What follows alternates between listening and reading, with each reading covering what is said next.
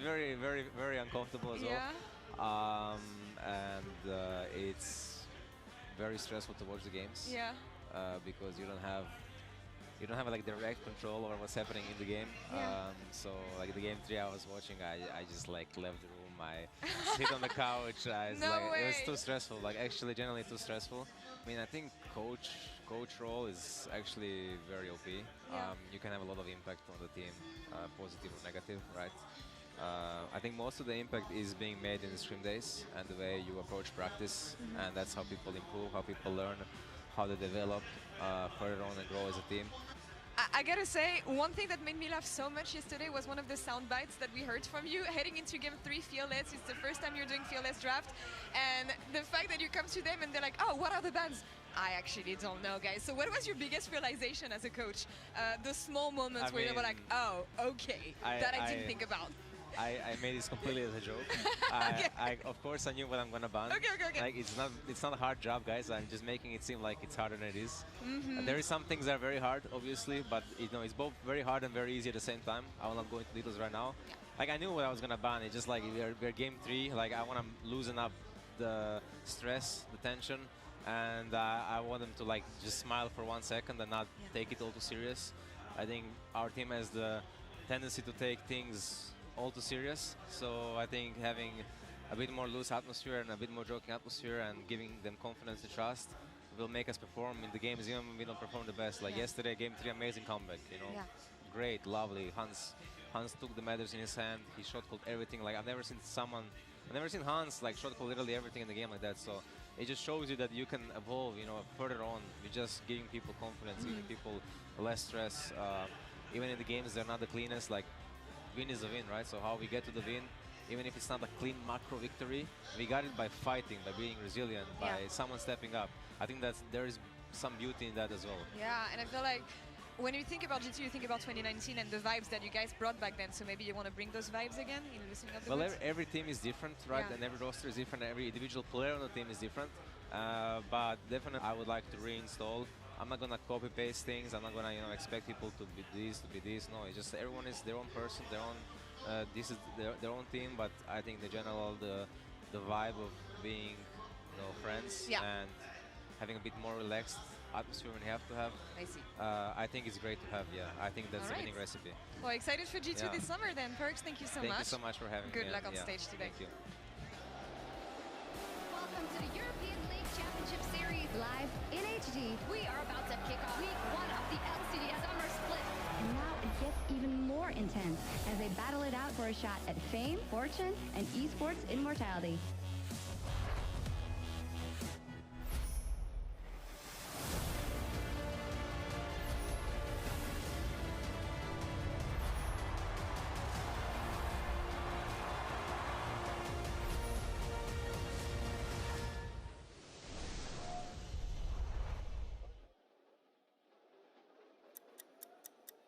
What's the color?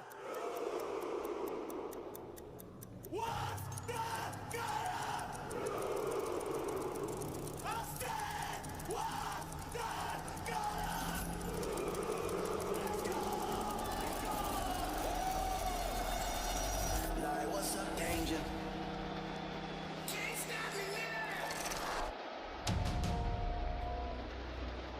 Au MSI, on n'a pas fait une bonne performance et on sentait qu'on pouvait faire mieux. On peut vraiment être une très bonne équipe. Je pense qu'on a réussi à le montrer chez WC. Calis, le pressing, toute le passé, Calis! The support of the fans is huge for us. It makes winning feel way more special. I get always so hyped. I feel like the boost in me, when I play in front of the crowds. I love it so much.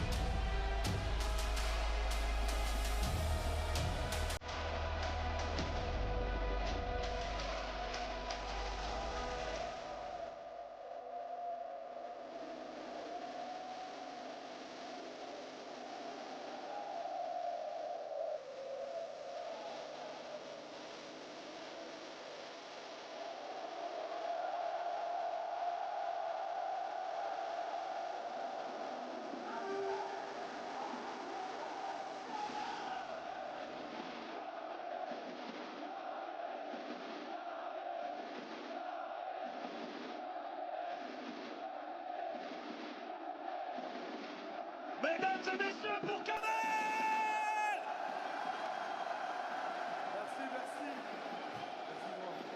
Quelle ambiance exceptionnelle, c'est un honneur de t'avoir avec nous ici sur la scène Kameto.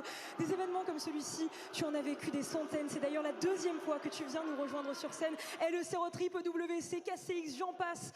Et nous le savons, mais j'ai l'impression que dans ton regard, ça a toujours le goût d'une première fois. Est-ce que tu peux nous expliquer? Ah ouais, c'est une dinguerie les gars.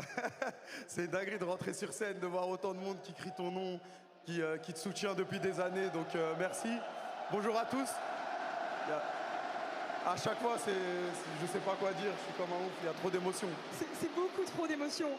C'est beaucoup trop d'émotions, vous nous donnez beaucoup trop d'émotions et justement, à ce titre-là, l'un des matchs qui va nous en procurer le plus, c'est forcément le match MKOI contre Carmine. À ce jeu-là, c'est France contre Espagne. Vous l'avez un peu évoqué lors de l'analyse desk, mais je souhaitais y revenir avec toi. Est-ce que tu aurais un mot à réserver aux Espagnols qui nous écoutent?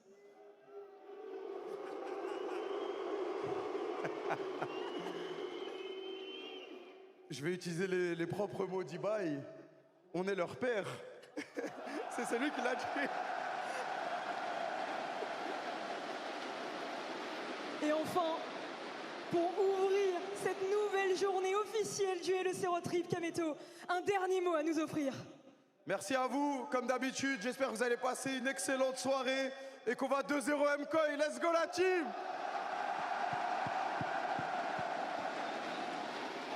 Merci. Merci infiniment Kameto, on te laisse aller vaquer à tes nouvelles occupations puisque oui, il sera au cast évidemment de ce LEC Roadtrip et vous le savez, le prochain match s'annonce être évidemment corsé. Après être tombé contre Carmine Corp, Vitality va devoir se relever en face, va se dresser G2, une équipe européenne au top de la LEC, une équipe qui ne pardonne jamais la moindre faille, une équipe qui grandit à mesure que son adversaire vacille, mais surtout une équipe contre qui il n'y a ni seconde chance, ni le droit à l'erreur. Noah, je crois que nous sommes prêts pour l'entrée des joueurs. Merci Célie, deuxième journée du roadshow.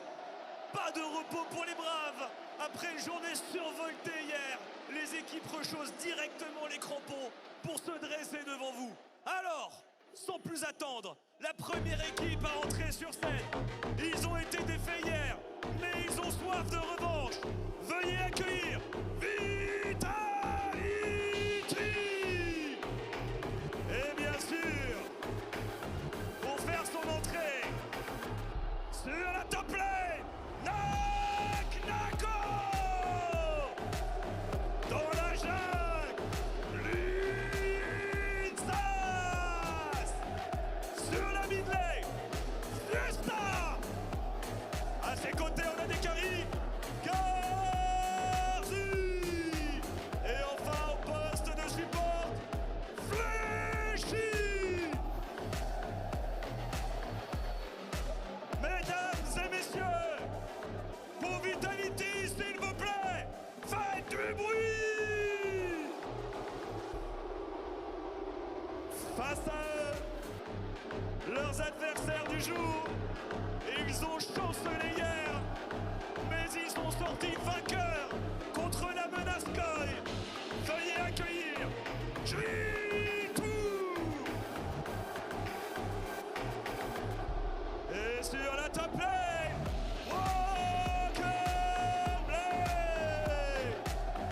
dans la jungle, Scubo. Sur la mid lane, on a des carries. Et bien sûr, à ses côtés sur la bot lane, la brave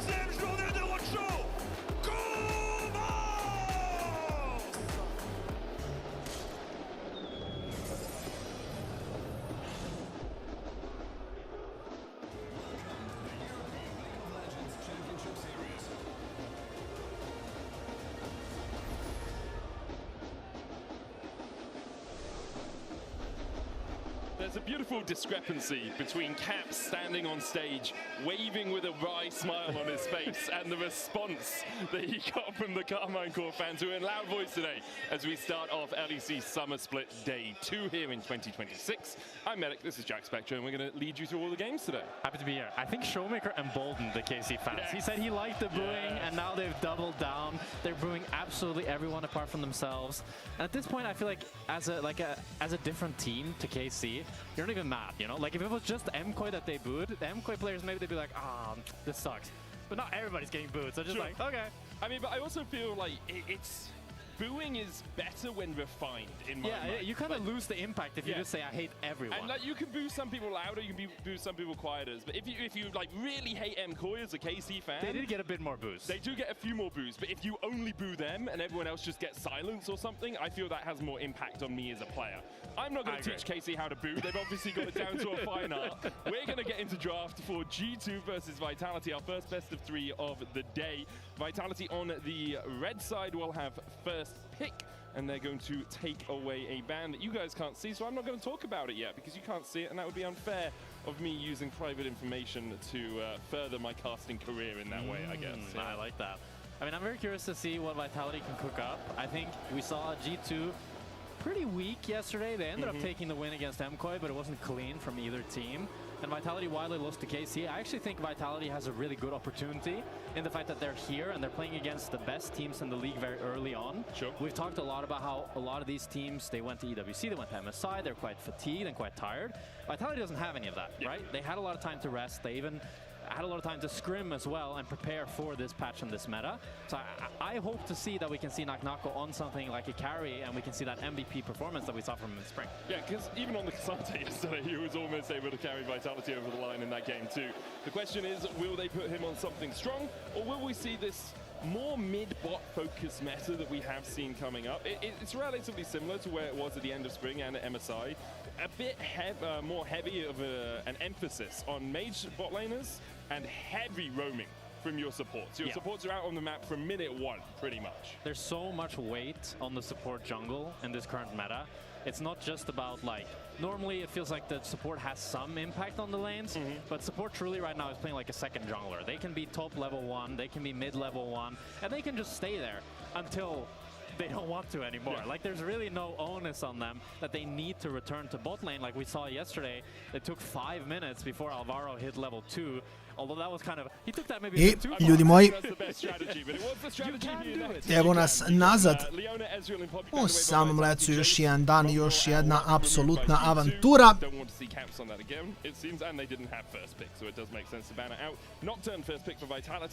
Jarvan the answer. Camille is open with Leona banned away. The only real counter that we're seeing rise up is still the Shen. Yeah, I'm surprised with the Leona ban because I feel like Shen has shown to be a better counter into the Camille than the Leona. A nastavljamo sa, ne znamo šta se događa u draftu. Jesi nervirao Forgive, nisam video iskreno. With playing the Camille and Lebrov not going the Shen, but I think Lebrov for sure is willing to lock that in. We'll have to see though. Camille Nocturne, a really good combo. You have such long range engage with the Nocturne Paranoia and the hook shot. And if they look in now a mage at the Casio možda bude na botu veoma lagano. Profile that they have thus far in the Vitality lineup. Yeah, they've already got really good mixed damage. There's the Camille locked in, so we expect this to be a Shen for G2. We've hypothesized a little bit about other support counters. I still think Silas is a possibility, although your Kingslayer doesn't heal you as much as you want. Zac could be an idea. Yeah, I could see a Zac. We need a Larvik back on to teach everyone from the show match yesterday. We'll see where G2 go. At the moment, Vitality have a very, very solid composition for where we are in terms of the meta on 26-14. And it is going to be the Shen as an answer from G2. I mean, one thing with the Shen is when Nocturne puts the Paranoia, I don't think he can use the Stand United. No. So that's something that Lebrov needs to keep in mind, needs to use that like very preemptively before the fight starts. Can you do it on the portraits? I don't think you can. Yeah, I think you have to be able to see them to be able to use it. That makes sense. But yeah, I think a ne čudi me, to je Forgiven, brate, on je taj lik. Ono, šta da mu radiš, brate? Realno on je taj lik. A tricky road to walk down. You have to be able to win out those skirmishes at a numbers disadvantage, at least for the start of it. We're going to see Akali banned out by G2. Super Akali yesterday caused Hansama, who was playing the Victor in that game, I think, a lot of problems. So no surprises there. We expect this Victor as well to be going down to bottom lane rather than going into mid. That tends to be where he sits as a mage now. He's shown so much power in the bot lane matchups, and I think it kind of forces the Cassiopeia to go mid as well. You can play the Cassiopeia into the Victor, but I think you won't have the greatest time. Maybe I'm wrong. Maybe with the Camille's power, you can try to squeeze it out. As if Camille's going to be bot lane. That's true, that's true. You're completely right, Manny. Yeah, that Camille, that's a complete 1v1 in bot lane we probably have. So you're just going to try to lock something in for the matchup. Maybe Karzi wants to go towards the Ja mogu da zamislim da je bilo jako zanimljivo, iskreno. This is the one that like speaks to me because I just feel like he always plays it. It's also the Seraphine that he played, but not too much success on that one. I also feel Seraphine, she doesn't really fit in the current bot lane mage meta. I feel she doesn't have enough healing tools, and she takes too much time to scale up, and you kind of need carries from other roles, whereas the current mages are used for their damage spikes that are happening at 1-2 items, and then with the extra experience and gold you're getting from being bot lane by yourself. Mundo, the final ban from Vitality. Now G to pick their mid laner in the Orianna, leaving top lane as a counter pick for Broken Blade into Nuknuko, which does make sense. Vitality's strongest player across the entirety of Spring was Nuknuko, so making sure that Broken Blade has an even keel on that top lane matchup, it's going to work out well for them. And I thought he would go for the Gnar blind pick, but the Mundo blind pick actually signifies the Renekton. Oh, the Mundo ban, yes. Yeah, the Mundo ban, I mean, yeah. So I'm not a huge fan of the Renekton here. I feel like you're playing into Jarvan, which is nice, and you kind of are not too happy into the Shen because he can block your empowered W, but as long as you play around that, it's fine. But they already have two long-range carries that Renekton needs to Casio bot. Dobro, mislim, čudan draft, ali kao normalan je donekle. Gdje su ti? I klasičan G2 draft, s tim da su uzeli Viktora da bi imali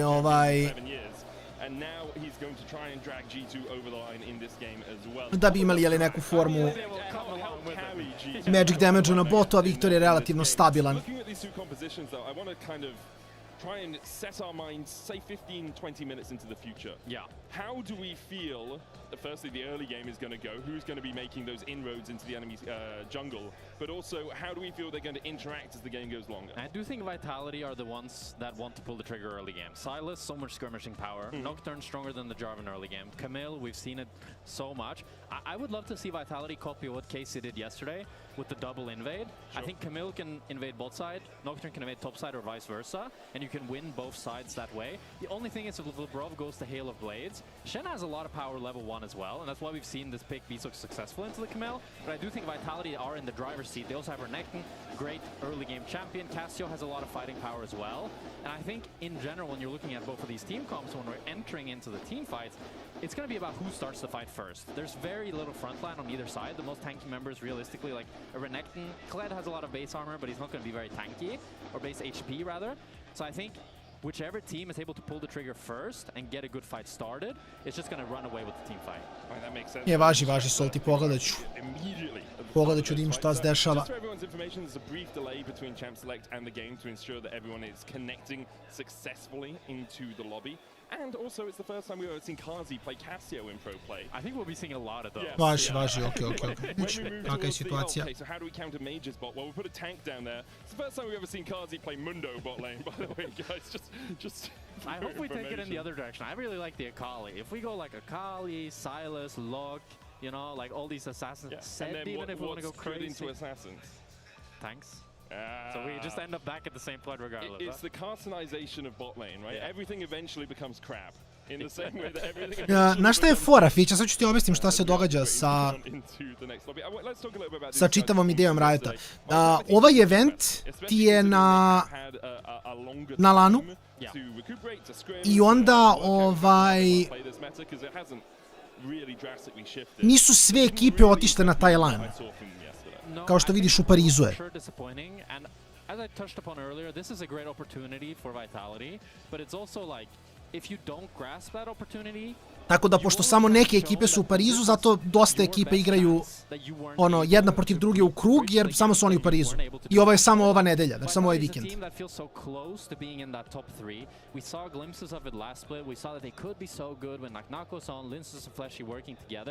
And I think if they cannot do it right now, it's hard for me to believe that the likes of G2, MKOI, KC, that they will not continue improving more rapidly than Vitality will. And to give Vitality their due, because I do agree with you, like Fiesta is new and has come into the team, and they are working out synergy with him and making sure everyone's on the same page, and maybe they can level up across the next 7 weeks, and then we'll get to playoffs and we'll see them challenge in playoffs. We are sending 3 teams to Worlds currently. In most people's estimations, especially in mine, it's MKOI, G2, and KC, right? Those to be are the fair, top 3.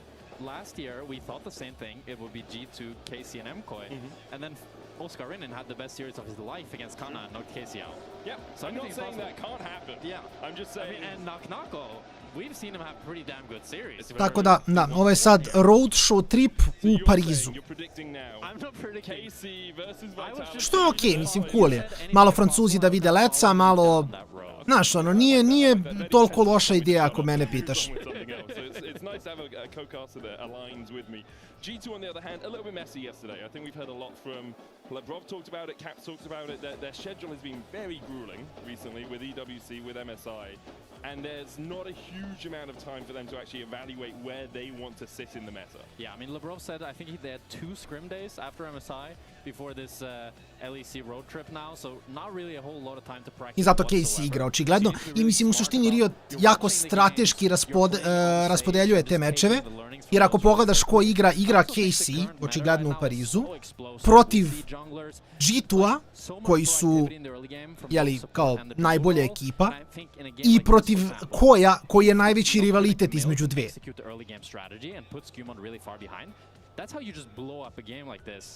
Tako da kao baš ima smisla šta rade, znaš, nisu ni oni glupi. Kao daćemo im najboljeg protivnika i daćemo im najveći rivalitet. A Španci i Francuzi se ne gotive jako.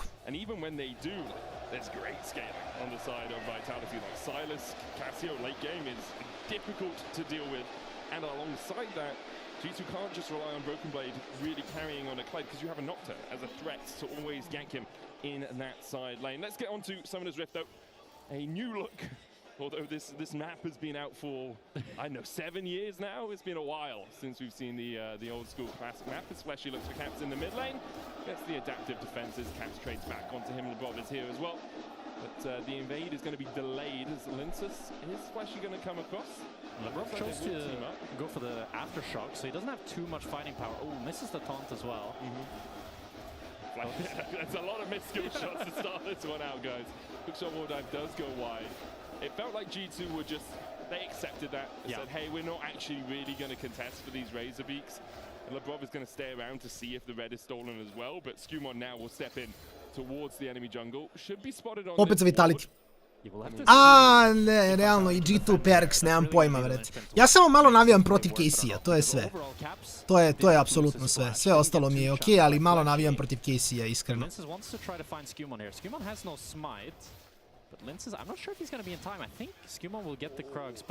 Fleshy's wrapping all the way around from her. Oh, he flash smited Linsus, you absolute monster! Skumon's gonna execute!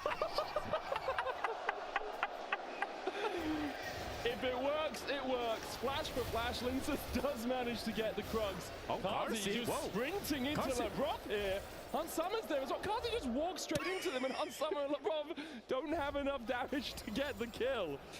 You know, and we said the early games were explosive. I'm glad both teams decided they're going to prove that. Are we sure this isn't a show match? Are we positive? Well, the kill score is 0-0, so actually nothing really happened. True, yeah, nothing has happened, guys. No one needed to watch the first 2 minutes of this game. Fleshy also did go up towards the top side to try and cover Nutnako as he pushed Broken Blade in, but wasn't able to find any purchase on a gank. Lebrov is now out towards mid. Needs probably 4 minions of this wave to get that level 2, so he's still a while away. Shen level 1, obviously very powerful anyway with that Shadow Dash. Fleshy is down here, as Kazi only had to use the Ghost previously. He does still have a flash of his own, as does Fleshy. The biggest winner of this play is Linsus. While he didn't get the kill, he still got the Krugs. And he got a pretty big tempo advantage. Malo to luckanje ka strani Skumon dal, ništa strašno, Salty. and it has to do that red buff, and it will depend on if Linces can get double crab to really like snowball himself towards 6, as we have some trades towards bot lane, but level 1 Shen, not too much follow-up damage. Well, he did manage to block the hookshot wall dive, which meant that Hunsummer didn't get CC'd, and it allowed him to walk out a little bit easier. Both the junglers are going to be on that bot side, as you say. Fiesta on this side, that's all-time 15-6. Does have a very good record on it, but is playing against the greatest player that Europe's ever produced in the form of Caps. Do you like the Sylas game? I'm unsure if I like it. Like, I mean, I like it from the comp POV, but the ultimates, I think the ultimates are fine, right? But there's nothing to write home about, but pretty good. I mean, Arcane Storm is nice. Also, Linces is getting the second Raptors. Wow, that's really nice for Linces. Yeah, I think the Shockwave is good as well. If you could put it on the Nocturne, incredibly powerful, but you can't. Ne, klasika, ono njihovo. Ja čekam Giantsi da krenu da gledam Oscar Gouta. Stand United can also be good, but that's like situational. To je ono što ja čekam. Stand United is you are CCing yourself to use it. Yeah. And then it's like, well, if I'm in a fight and I'm trying to shield someone, all I'm doing is taking damage when I'm the one that should be dishing out the damage at that point. But you can use it as again, to threaten Broken Blade on a side or something. So I think the Sylas is solid. I don't think it's an awful pick. I like it compositionally. I think Kled ultimate can also be good. Yeah, if you're trying to like, charge. if you find someone off pick, like especially you're playing against the Victor and the Orianna.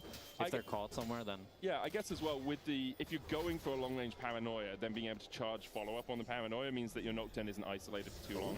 We'll see if that all comes to pass, or whether or not we just have some invades and some flashes and some executes, because it seems to be the way that the early game has gone, at least for these two teams. Sometimes I feel like the supports on this current meta are just having fun. Like Lebrov really wanted to base, and Fleshy cancelled him, and then Lebrov decided, oh, if you cancel me, I'm gonna go cancel you now. Yeah.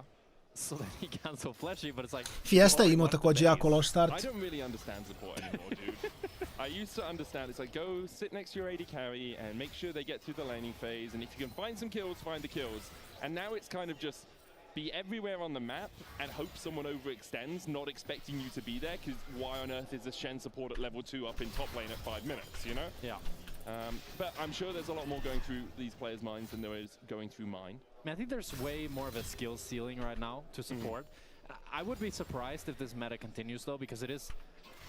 A lot of people complain about the jungle role, but having to play against 2 junglers, I think is too much for most people's brains to want to do constantly.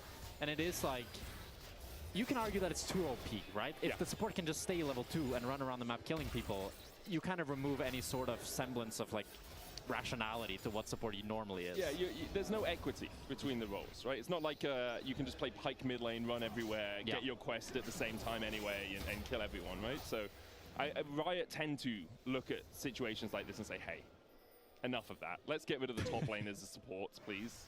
And they work out ways to nerf it. And I think there is an obvious nerf path in the World Atlas. You just make it more punishing to proc it outside of your lane, right? And make it that you have to, and then you have to force people. Ja, supportovi ne laneju više na botu.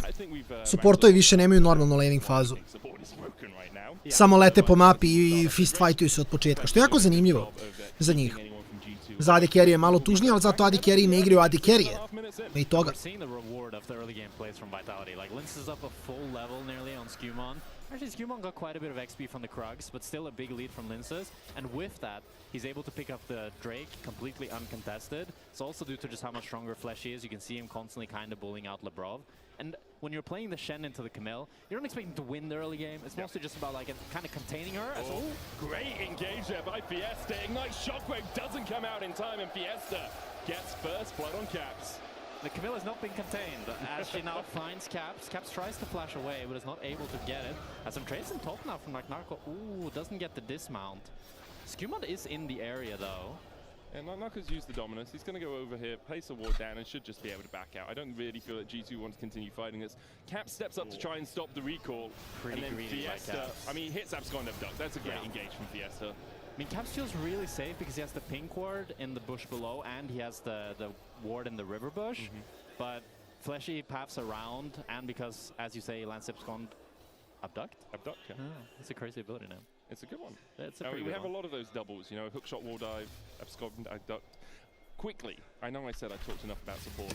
This is one of the reasons that Camille support is so broken, is the paranoia comes down, they'll chase on to Labrov, who tries to flash away, but there's the fear, there's the abduct out of the ensconde, and Fiesta's now 2-0. A charge in, though, from Broken Blade as he looks for the chase onto Fiesta. Fleshy trying to get across the wall, has no flash, hook shots knocked up in the middle of it, and the dash back in with Skuma takes one, they're in a double cage! Fiesta locked in a cage of... A što? Aha, Han samo je u fazonu, ja želim da damageam zid malo. Respekt, čovjek ne voli zid. Ko sam i da mu kažem išta drugačije? Oh, Hansama gets out. But Labrov is walking there, I think, because they've already made the call that Hansama will move up towards the grubs. So that starts the fight for G2. And normally, if Labrov just dies like that, it would always be a losing fight for G2. But because Hansama's there, Karsi has the ghost instead of the teleport, G2 are actually able to turn the play in their favor. But Vitality, they still get one grub, and they get a kill back. So I think they can still be relatively happy with this play. Well, not terribly sad. Not terribly sad, I'll give you, because they have the kill before the play really begins, right? That's true. Labrov is running away. You can see Hansama's currently at tier 2 tower. Yeah. That's where Skumond is as well. So at this point, they have the kill. Yeah, Karsi's also not pushing the bot wave because they're really not expecting Hansama to open here. And then once Hansama is here, Kled ultimate is able to run them down, and Fleshy's super close. I'm surprised he doesn't get the hookshot over the wall there, which leads him to go in, and then Fiesta's like, okay, I'll try to avenge you, my friend, but he doesn't quite have the damage to actually take down Hansama. Yeah, Hansama flashing over the wall in the end as Broken Blade chased out his so low HP, has to flash away from the Dominus and the Slice and Dice. In the end, will escape. Nako exchanging flashes with his enemy top laner. Fiesta's been everywhere on Dosta bolji start od Fieste nego juče. Juče je Fiesta baš loše igrao. Mislim da je krenuo 0-3 na Casio ili tako nešto. But now 2-1 and has been roaming around a ton. I think the Silas pick makes a lot of sense for him. I played against him in 2024 a lot in solo queue, and he was a really, really aggressive player. He died a lot, but he also killed a lot. I think Silas is a champion that just like, you know, you want to constantly fight. You go pro to belt, you roam around the map, you look for kills. It's like the meta Katarina, kind of. Oh, sure. You just want to permanently fight, and he's showing that in this game, as Nako chose to stay here at really low HP, but the whole team is here. On their way to, no real escape for Broken Blade. Charges straight into the maw of that crocodile, and it's hard to navigate your way out of the jaws of a beast, but he does it well.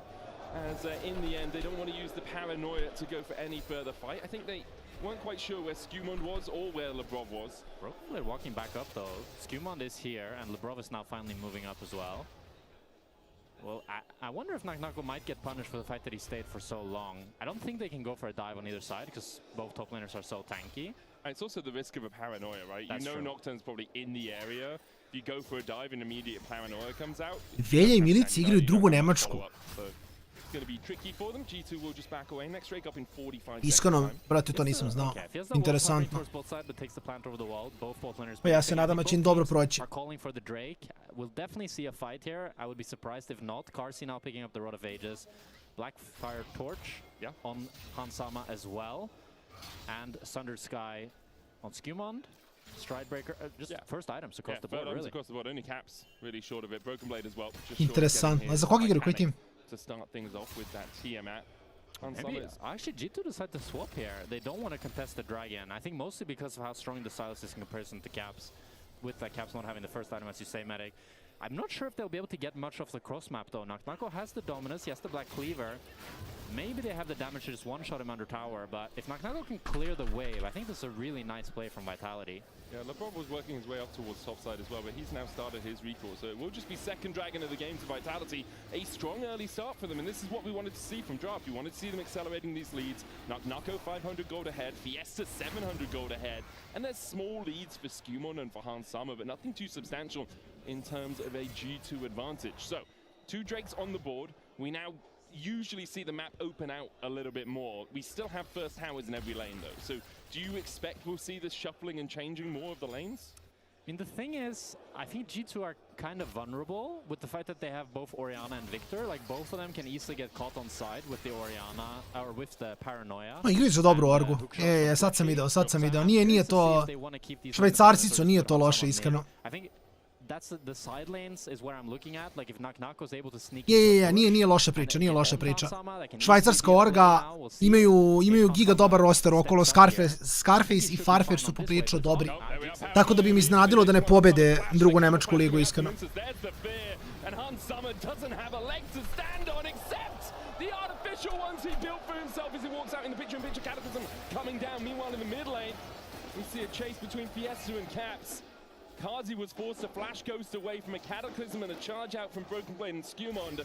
In the end, an exchange of the bot lane mages summoners between both teams. And I did say I thought Hansama was fine. It was very close, but he was fine. Just had to burn the flash there to get out. But you can see how scary it is for this Victor on the side lane. And that's the biggest worry I have. But at least G2 were able to get pretty much the same play in the bot side. Plus they got plates on Broken Blade. It does mean that Broken Blade's tempo is a little bit delayed. You can see Knuckle's already opening out of base. So that is a tempo lead for Vitality's Caps. He'll be okay. Dodges to the side of the Abscond. I don't think Broken Blade's tempo matters as much because Hans did have the TP, so he just TPs back up towards the top side. He's going to push that out, which means Knuckle will catch it. And then if BB does want a path towards top, he can now go and catch the next wave. Instead, he's going bot, so he will lose a couple of minions down to that bot tower. Rift Herald, though, I feel is the next major point of contest between these two teams. In about a minute's time, still first items across the board. Nothing too substantial having been built above that, but we will have level 6 on both the supports for that Rift Herald fight. Finally, huh? This really reminds me, I think it was like 3 years ago where it was supports always hit level 6 at 14 minutes for the, that was the first Rift Herald. You'd come mid to steal like 2 minions worth of XP, so you were level 6 by the time the Rift Herald came up. Fleshy actually not quite there yet. He went in and got some deep vision towards the red buff side of G2. Now he's going back to base, but when the Rift Herald spawns, I mean, he can run towards mid. It was like 3 minutes. Catch a wave, right? Should be pretty easy for him to get for sure. I do think Carsey with the Rod of Ages, the fact that he has so much more tankiness than Hansama has, makes it a lot easier for him to not worry too much about Skewmond versus Hansama worrying about Linces, as Fiesta's already all in, but Stand United immediately. Fiesta does have the flash and the rocket belt still to get away. Shadow Dash gets the taunt, but Lebrov and Caps begin to walk away because they know the rest of Vitality are making a beeline through the river. Fiesta low shockwave flashed away from, and Vitality won't punch back. I think Fiesta got a little bit cocky there, like he saw that he could kind of take the 1v2, but then Caps had a little bit more damage, forces the flash from Fiesta, and with that, they're gonna get full control of the Herald, forcing Vitality back. Broken Blade with some good trades onto Nako as well. I'm curious if G2 decide to start the Herald. I think Caps can look to base and TP. Oh, he just wants to hit the tower here, actually. He has the support from Lebrov, but still needs to worry a little bit about the paranoia. That's why he's not continuing to just hit the tower there. Yeah, Fleshy also he's known to be in the area. That's a known bit of information for G2. And with him being level 6, doesn't want to get caught out by that Hexagon Ultimatum. And here it comes. Flash forward, Ultimatum, Paranoia coming in as they dive towards Caps, who does have the flash and gets out in time. Great Shadow Dash onto Linces. Underneath the tower means he takes 2 shots and is sent home in a body bag. Fleshy next on the menu as the Cataclysm comes out from Skewmon, locks him in place, and Fleshy, there's no wall there. Reaching for air and finds only his own death. It's so deep from Vitality. Caps was respecting. He had the flash as well to get out, and G2 want to strike back onto Lepo igra G2, baš lepo igra G2. O, možda ga košta, se nahila, ne, fajn je. Nice. Lepo igra G2. Nako tried to get away with the dominance in the flash, but he just doesn't have the HP to do so. I like that from Caps that he immediately TPs there after the play is finished. They don't go for the Herald as now. Fiesta might be in trouble as well. Has no flash. They have so many teleports on some. Tu bi stigli u ligu. Ma vrati, Švajcarci imaju para da ih plate sigurno. Fiesta lepo igra. Oj, Fiesta. Manages to take one down in Hell in a Cell. He'll fall forward. It's BB. In fact, the TP'd in instead of Hansama. And G2 find a slew of kills across the map. Nice little outplay from Fiesta there to get one back at least, but you're definitely seeing G2 with full domination on the map as they're utilizing these teleports. And Vitality, they have a lot of teleports as well, but they just haven't been able to really find the good place to be able to make use of them. The biggest advantage that G2 has in the teleport is the Hansama over the Ghost, but Vitality are actually just doing the Drake. That's why it's so good from Linces, from Fiesta, sorry, to take out Skewmon, because they know there's no jungler up on the map. Vitality can hard force this, even with Lebrov in the area. That will be their 3rd Drake, put them on Soul Point in his mountain. And currently, you have to say, iskreno Fiesta baš lepo igra. Da. Slažem se kolega Kasteru. For sure. Fiesta is having a really good game as Broken Blade goes under tower just to get a trade here. felt personal a little bit, just wanted to punch him. I mean, I think hoping maybe Knuckle pops the Dominus early or something just to make sure you can survive, because Caps is here. There's a paranoia possibility from Linces, but still about 20 seconds on that CD. Yeah, I really like this play from Caps. He decided to ignore the bot wave because it was so pushed in, and they're just trying to siege this top tower. But Vitality are already answering, trying to defend. The paranoia is up in 5 seconds, but Fiesta's already TPing in. The Bob has Stand United. Rifthold was started. TP from Han Summer as well, as they're going to meet flying through the air. Broken Blade has that Stand United on him. Shadow Dash tries to get on the backline, but Knuckle doesn't get taunted up. Lenses still falls first, and now they'll dive onto Fiesta, who is isolated in the midst of 5 in G2. Very happily take his life. A charge forward as Vitality are charging to an early grave. Knuckle with the dominance doesn't dominate. Ma kakvi ide G2. Flashy follows suit. The last man standing, and he wasn't even there. And Vitality, again, they thought they could get the numbers advantage, but it's Hansama with the teleport. Carsey can't join. Carsey has zero kill participation in this game, because every time there's a fight, it's Hansama that can TP, and he's stuck. He's trying to walk. You can see him on the minimap that he's trying to match the player from Vitality, but they go for it so early. The paranoia is still on cooldown for 5 seconds, and he's able to get Broken Blade dismounted, but the Stand United from LeBron comes in. He lands the flash. Actually, he doesn't land the taunt, but he's able to start the fight regardless for G2. And with the fact that you see Carsey so far away, by the time he would get there, the fight is already completely lost for Vitality. It's just G2 are playing the map so much better than Vitality this game. Entirely agree. We've seen it over the last 3 minutes or so. Petrifying Gaze flash from Kazi, doesn't get the stun on the Hun Summer, who tries to trade back with a Hextech Ray. It's all a fight over the Rifthold. The last couple of minutes have been there, but as you say, like G2 have been in so much crisper with how they wanted to play the map. Get a kill top, TP to bot for Caps, then TP Broken Blade to top side to catch out Fiesta, who's killing Skewmond, give up the Drake, but then fight again as the Bob is caught out in a Hexagon. Maiden Kazi will get his first kill, assist, or death on the board at 19.5 minutes, and still the Rifthold survives.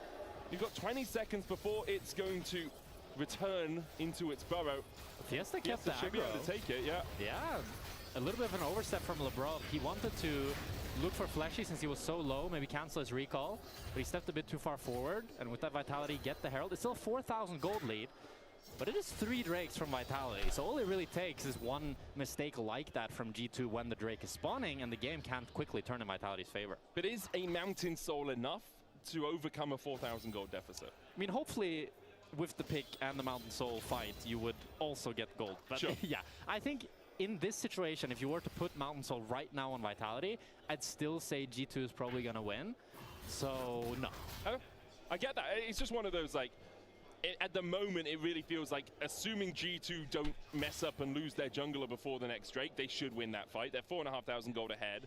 Most of that sitting on Broken Blade, who on this Kled recently has been a bit of a nightmare to deal with. To be fair, though, the one player we haven't seen in a team fight is probably their strongest in an extended fight, Carsey, right? So I do think now, especially as he gets 10 stacks... Ćemo kako će Carsey moći da uradi na Casio. And if he's able to... Jako čudan LoL. I dalje ne mogu da se prespojim da je ovo normalan LoL sad. Vitality just didn't have the damage. They ran out of steam pretty quickly. If he can provide that, but I think Linces and Fleshy also need to step up, because we've seen them now consistently either go a little bit too deep or not pull the trigger when they needed to. And I think when you're playing this Camille Nocturne, you have one opportunity. Yeah, you it's need one to punch. Yeah, if the paranoia is bad, the whole fight is always going to be lost. So they really need to find either Caps or Hansama, picked off, one-shot them, and that's how they start the fight. Oh, really nice jousting over the wall there. Stand United coming in as well as Flashy flashes away. Broken Blade flashes into the face of Kazi, but Flashy's not saved by his Casio. Broken Blade's going to run away. LeBron can just dash across the wall. A not often seen mechanic there, jousting over terrain. Really nicely done by BB. That's some nice Kled mechanics. He's definitely... Ma igra Kleda, igra dobro Kleda. I mean, like, if we ever win Worlds, if BB ever wins Worlds, it's a Kled skin, okay? We know it already. It seems far-fetched, but you never know. Yeah, I think Vitality now, they will definitely not be able to contest this Dragon. Yeah. They use the Petrifying Gaze on Carsey as well, and G2 does have full control. I mean, Fiesta is posturing like they really want to try to contest here, but I think it would be a mistake from Vitality, but they do have the Rift Herald as well. They could be contesting mid-prior. Fiesta didn't get spotted. Oh, nicely done by Fiesta. Sneaks into the bush, now jumps onto Han Summer immediately. Go, where are the rest of Vitality? They're going to ride the Herald through the fight. Hexagon and Maiden going into Han Summer as well. Rift Herald coming in. Dobar skew. She's already dead. A brat Linka su fazone, ja sam Herald. Što znači, duše dobio je, dobar chain.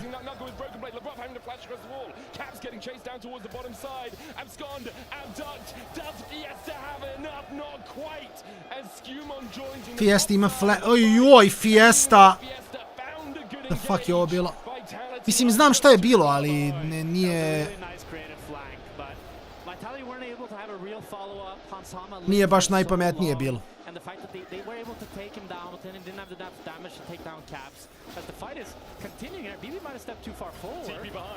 BB needs to get the pocket pistol out, tries to remount, can't get there. Knuckle with a K in his pocket, a grand to the good. The question is, can he keep it and go back to Boris, or will he be sent home in a coffin? I think the answer's looking more coffin-shaped as the seconds go on. He tries to walk around the side here, but Caps is on the chase, a slice. Ooh, he does flash. There's the blast cone. The problem is if he dies now, that's nuts for G2, but Fiesta's TPing. Fiesta doesn't want to let a crocodilian down.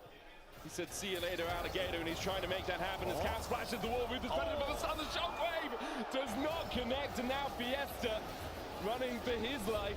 Linz is here to try and protect. The Shockwave brings Fiesta back in. It's a party on the top side of the map as the Hextech Storm comes out. G2 take 2 kills. And as you said, Jack, that's probably a Baron to boot. Yeah, Fiesta wanted to be the hero for Vitality. Save Knock-Knocko, turn the play around. I think if he gets the Shockwave on Caps, maybe there's a world there where they're able to take him down. But with both members from Vitality dying, Linces does have the paranoia, he does have the flash, but it's so difficult for any of the Vitality members to really run in here. Maybe Fleshy can get a ward. Yeah, just chuck the ward down and hope, right? Yeah, but I think if, like, G2 is such a disciplined team, they're not going to give you this opportunity. It would be very funny if they do now, but... Congrats to Hans Summer, 2,500 kills here in EU. He reaches that milestone. G2 secure the Baron well, and they're looking to secure an extra couple of hundred gold on top of it. Fleshy will fall to Lebrov, 202. And now Linces uses the paranoia defensively. Needs to try and walk away from BB. Dives across all the way to Lebrov. Kakav Fiesta od partije. Did not see that one coming, and nor did the Shen support. Meanwhile, Nako tries to step up, and Skumon puts him into the dirt. Hansama now being protected as Fiesta goes in. The Shockwave pulls him back. A flag, a drag, a slice, a dice, enough. As Fiesta dies for the 6th time this game, and G2 with a 7,000 gold lead continue to push through top. Kazi locked in a cage.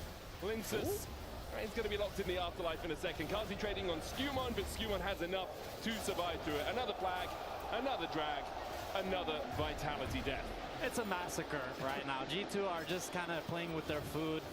Some of the fights are relatively close, but you can see how much stronger G2 are across the board as they continue racking up kills. It's going to be a 9,000 gold lead, Nash for G2. They can play to get triple in it. They can play for the next dragon. They can really do whatever they want at this point. I mean, Broken Blade is level 17 to Flesh is level 9. As we watch the fight. I mean, but yeah, that speaks a little bit to the game, doesn't it? I guess Lebrov is level 11, so it's not that big of a difference. But you can see here, like Vitality, they can't enter the fight. There's nothing really you can fault them with. It's just the state of the game is so difficult. Karsi is able to get Lebrov really low, and that's why Linces can use the paranoia onto him. And then Knock-Knocko wants to follow the engage, but he gets pulled back by the Kled, and he ends up dying as well. And it's just... messy across the board. Messy, and no VAR to pull them out of the hole that they have dug themselves into. As G2, 10k ahead, will push through the bot side. It does feel like it all came down to that 4-5 minute period where G2 were just moving around the map so much better than Vitality, picking up kills in top, kills in bot, making sure that even though Vitality did get onto Soul Point, after that point they were so far behind. You can see the gold leads, like individually, 3k, 3k, 2k, 2k. It is not an NBA game. In fact, it is a game of League of Legends. It is a game of League of Legends. I mean, it's also a shame because the first few minutes from Vitality were pretty good. Like, they got a decent lead onto Linces, they got the first few drags. Fiesta was in a really good spot, roaming around the map.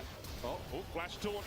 And there is enough damage immediately to shed the skin of the Casio. Linces tries to get on the backline, but with the Cataclysm... Ma kakvi.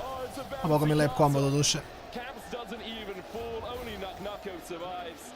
And G2 will just push in for the win. Nuka with the 6-tech TP. That's for the shield. Gives him a shield, sure, but I don't think the shield matters too much when you're immediately relegated to standing on your fountain. G2 will close out game 1 here as Vitality continue to struggle to find form. Pa dobro, ako ništa, bar će biti brz dan, ne? A ako ništa, bit će brz dan.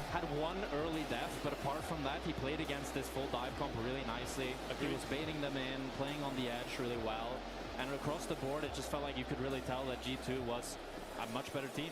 Yeah, very much agreed with you. I can see the analyst just getting ready next to us, but I haven't been told to hand it over to me yet, so we have to continue talking. Now I can hand it over. There we go. AD, take it away.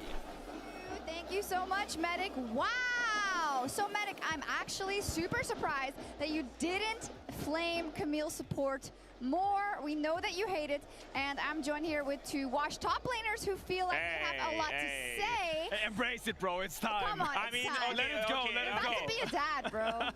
That's true. To be honest, some of the things that Flashy did on Camille this game, I did as well. At some point in my career, it just happens. It's one of the struggles of learning the champions because support... Ništa, puštamo da chillaju, tu smo za 10-ak, idemo sljedeći game. Ova serija, kažem, verovatno jako brza. Camille is a difficult champion. She looks really OP in a lot of these games. But she is a difficult champion, and here we kind of see the other part of the double-edged sword that is Camille. We're gonna show you guys some replays where it kind of looks like things are going wrong. Because the thing is, when you're playing Camille, you feel like you're Jesus. You're flying around everywhere. You can do every single play on the map at all time.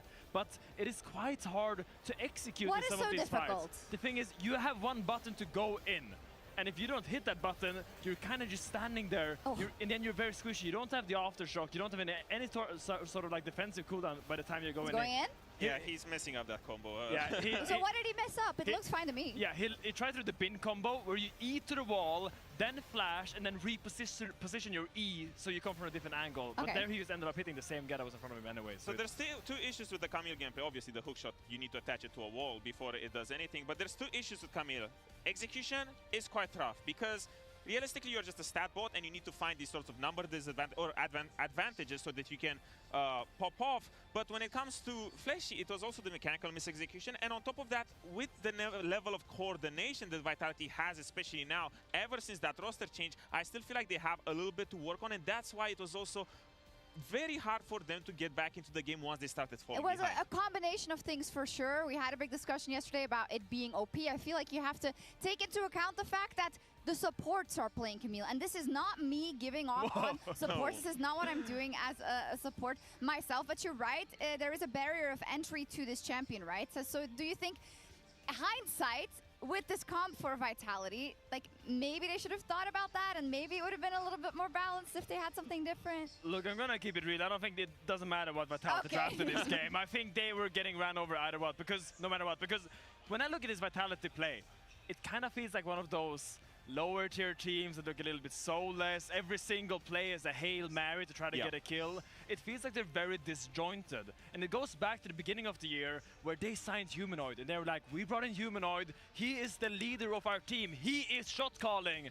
And then they bench him at the beginning of Summer Split, and you see the meltdown here, because I feel like no one is stepping up in this team right now. Exactly, and you saw it because they brought in Fiesta, and honestly, credit to his name, Vitality did bring a lot of Fiesta this game, but it just so happened that once they started falling behind, it went all downhill, and it just... That's what they were missing. Once you fall behind, Humanoid was bringing a little bit of that to get them back in the game. True. But Again, it was just snowball. We don't have any other context. We only know the facts, being that he's not on the team. I also think, obviously, we're going a bit hard on them, and I think we are because they showed so much promise in spring. They did so well in the regular season. Yes, they collapsed after, but I feel like that's why a lot of people will say, well, we are too harsh on them, and I would say perhaps that's true, but we had high hopes. I mean, in a way, it's like a parent, you know. We saw what they could be. They showed us their potential in that spring split, and they made us believe. So when they don't deliver and they look like this, it's just a little bit disappointing. It's true. Who did look good once again, and really always does Odoamne, was Broken Blade on Kled. Okay, listen. First, I was not a believer of BB on Kled, but he's starting to grow on me. I feel like he's just getting look at this. Yes, the it wasn't even animation cast. It was a full-on follow-through, and this Kled pick was just absolutely genius because against a comp that wants to scrap so damn much on the side of Vitality, you have the Shen on the side of yours. Everything turns into a team fight with numbers disadvantage, and the Kled just scaled so damn hard, and BB was just so Bro, good. you don't sell me on Kled. I know the champion. I love that champion. Love it feels like BB's No, you are not doing those things on Kled, so don't make it that you can play that champion as well. Okay. I did that swing to you in your career many times, but the thing that BB really has shown is his development on this set. It keeps getting better and better every single time we see it, and it felt like G2 at an international. You saw the comp, you saw the cohesion. This felt like peak G2. BB on Kled pushing in all the side lanes. Every single fighter's ended up and in their advantage, and I just love seeing him go back to this champion because it feels like he can't lose on it. He can't do no wrong. It's so nice. And I really like the fact that this is one of those off-meta picks where he just brings it out so damn much that he has a level of proficiency where before it was always, oh, I'm just gonna neutralize you, but this just hits so damn hard in mid-game. It's also so important when you look in the context of all the series that G2 will be playing this year, be it in Europe, be it internationally. The value, right, Finn, of a pick like that. Can you think of anyone else that has something like that in the LEC? This is a really hard question, but or used to, that you're always like, oh, of course you with your Kled, I know, but I think Finn on Irelia was a little bit of a demon. Although banned Irelia every single time against me, by the way. Hey, it was always a free win. Every single time. But I think back to players like, let's say Jankos. I remember one time where Jankos Olaf was just winning every single game for G2. He was playing Olaf, he was popping Predator and just ganking every single lane. Like 2019 spring, he was permabanning against G2, and sometimes when the meta just hits for you and your champion pool, that's where you can show things like if this. there was Fearless, they never would have won MSI. No, just kidding. I think they would have won even harder, to be honest. That team was made for Fearless.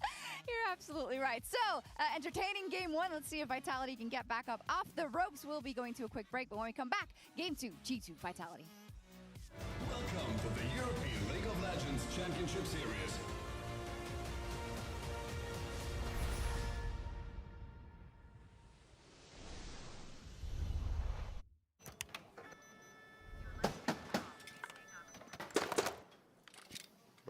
Brother, let me try.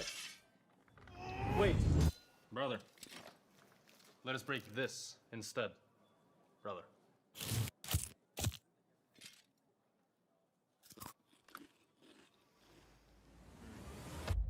Have a break. Have a Kit Kat. What is this, brother? Perfection.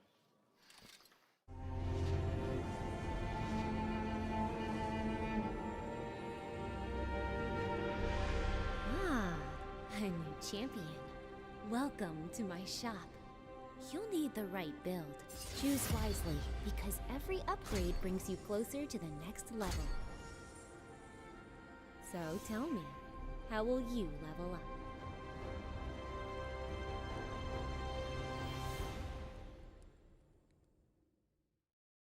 Want to find your fastest server every time? Express like a pro and optimize your connection in one tap. Express and game without ISP throttling. Express and shield yourself from DDoS attacks. Express and choose the VPN trusted by gamers everywhere. Express VPN. Experience gaming the Express way. Fast, stable, competitive. Outplay the world. It's time to Express. Unlock free Hextech rewards, exclusive skins, and more. Scan to subscribe. In your best man speech, you said my wife is funnier than me. That's factually correct. Okay. We're in range. No, it's fine, man. It's fine. Relax. I've got this. I have years and years and years of experience. Yeah, but it's gonna. And there we go. Look at that. What are you so worried about? Oh,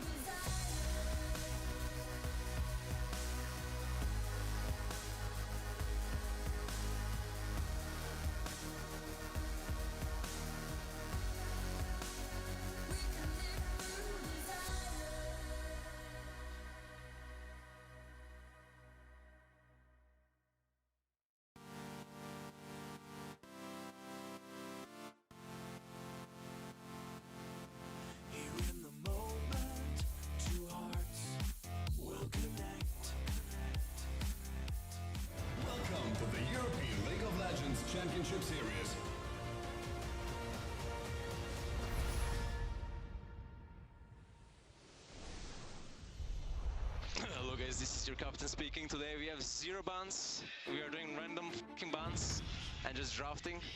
Yeah, it's good, it's good. Look on Silas? Yeah. Okay. Don't know what it is. Very good, guys. I guess I'm gonna watch. Come with the wave, come with the wave, come with the wave, guys. Wait. Okay, can you heal Victor, guys? Good, guys. We're killing Renegade. No, we're killing Renegade. We're killing Renegade. Good. I'm moving.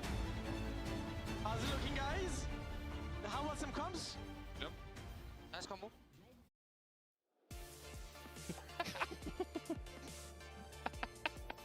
How about some comms? Yeah. Good job.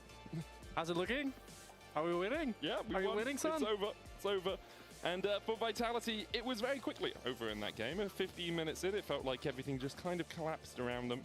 Their world fell apart, and G2 did what G2 often do. It's just, even when they're tired, even when perhaps they feel a little bit less than ideal in terms of form, they actually really do know mid-game pretty well. If you want to replicate some of MKOI's success yesterday, I mean, MKOI had really great early games that made it so that if G2 were to try to win, they needed to extend the game to 40 minutes. But if G2 is in the driver's seat, I think this has been true for nearly every single G2 iteration, every roster, that they just run away with the game. Yeah, especially in Europe.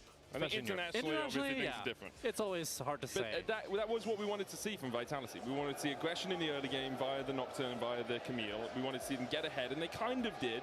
But they didn't really accelerate it to the way that you would want them to, right? They saw 1 second Razor beat camp, and then I didn't really see much jungle intervention at all. It came down to misplayed skirmishes, I'd say, from Vitality. They tried to go for caps in the top lane, that didn't end up working out.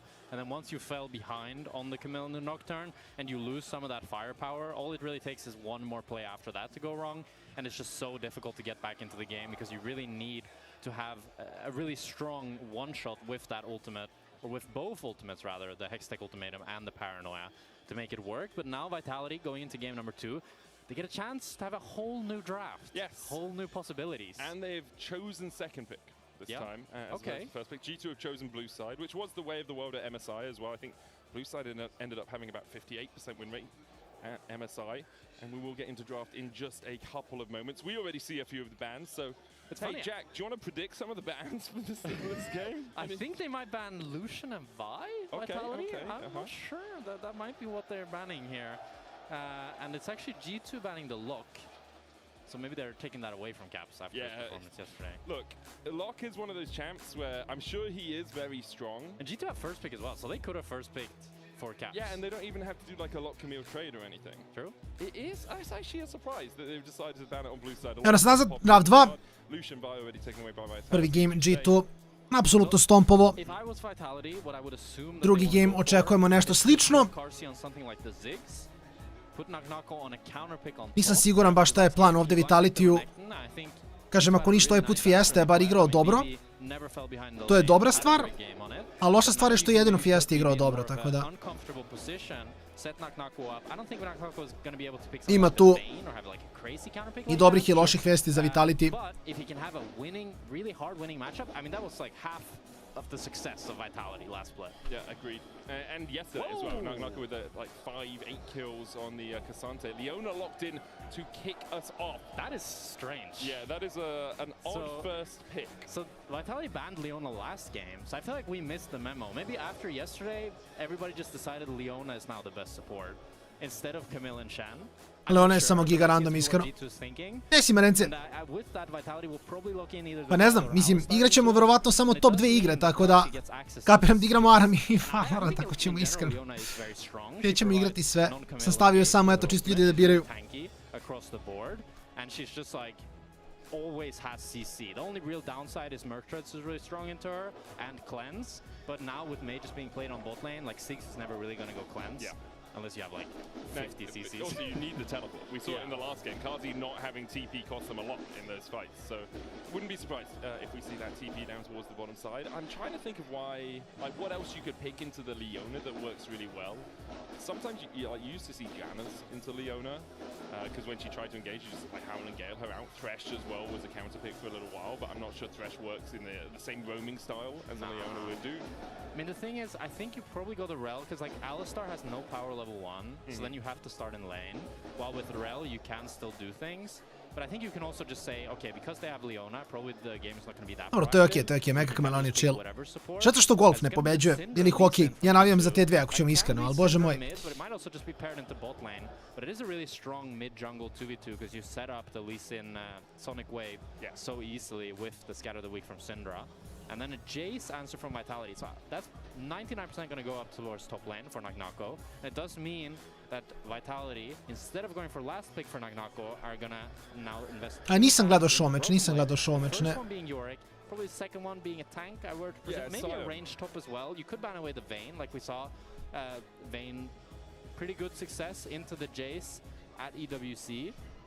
It was actually Lion that played against the Brazilian team. Loss, and the Cest went 15-0 on Vayne into Dokla. Okay. What happened here? But that was pretty crazy. So we'll see what Vitality decide to pick. They're going to get rid of the Olaf instead, so something can chase the Jace down. I think into the Vayne, like you do have the ability just to burst the Vayne down. Obviously, Condemn works really well, but if Wukong is up there a couple of times, Vayne then becomes very difficult to manage as Broken Blade in that matchup. So we'll get rid of the Yorick and the Olaf instead. Pyke taken away by G2. They want to get rid of one of those roaming supports again. Ryze again with the ability to move to side lanes. It's all about trying to almost narrow the scope of each champion in the game. It's like we want you to be able to go to as few places as possible and influence as few lanes as possible. Rakan is the answer to the Leona. Not the most fun in the 2v2, but we don't often see a 2v2 anymore, and Rakan is very good at ratting for vision, jumping over walls, getting deep vision in, and giving yourself some good flank opportunities, which can work really well with things like the Wukong, and then you have a bunch of burst damage coming out from the Shock Blast and the Mega Inferno Bomb later on. So if your Wukong and your Rakan can lock up a team, they are going to melt pretty quickly. Yeah, we'll see here what G2 decide to go for. I think a tank in top makes a lot of sense for Broken Blade into this Jace. You can tank some of this engage that Vitality's built up. And we'll see if they decide to put the Syndra towards bot lane or mid lane. I think maybe, like, I'm thinking like Anivia could make sense, Talia could make sense into the Wukong and the Rakan. Something with more mobility is nice though. I like the Ahri a lot. I wonder if Vitality want to go for Akali here. It doesn't quite fit the poke from Jace and Siggs, but you really want something to match the mobility, I'd say. You don't want to pick an immobile carry here on mid lane. LeBlanc also fits that, and she does more poke than Akali does. So I quite like the LeBlanc here from Vitality, and we'll have to see how Fiesta can pilot it. It would be like probably a pretty explosive matchup up against Caps. And will be LeBlanc picked up for Fiesta, as you say, very explosive in that mid lane. I think that one of my worries for Vitality is I look at this comp, and poke comps tend to be best when you can get onto an objective first and then poke people as they try and walk towards you. It's going to be hard if they fall behind in the early game to get through a Cassante and a Leona. Like when you're trying to re-enter a site that's already being controlled by the enemy team. So again, I look to Vitality and I say, let's see what you can do in the early game. Can you force Skumon behind? Can you find good skirmishes with this LeBlanc and this Jace? Predominantly towards the top side, or perhaps can you catch Hans Sommer out when he's being left alone by LeBron? I mean, Vitality has a lot of firepower. They have so much damage, but they have very little face check power.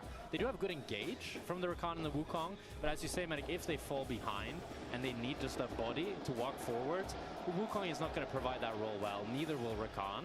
So it's going to be really difficult for them to retake space if G2 shows a similar early game from last game. But I do think, though, if the game goes towards 20 minutes, it's still pretty easy for a Shock Blast to land, some 6 bombs to land, Fiesta to get a good combo in, and then just to chunk out one G2 member and get space that way.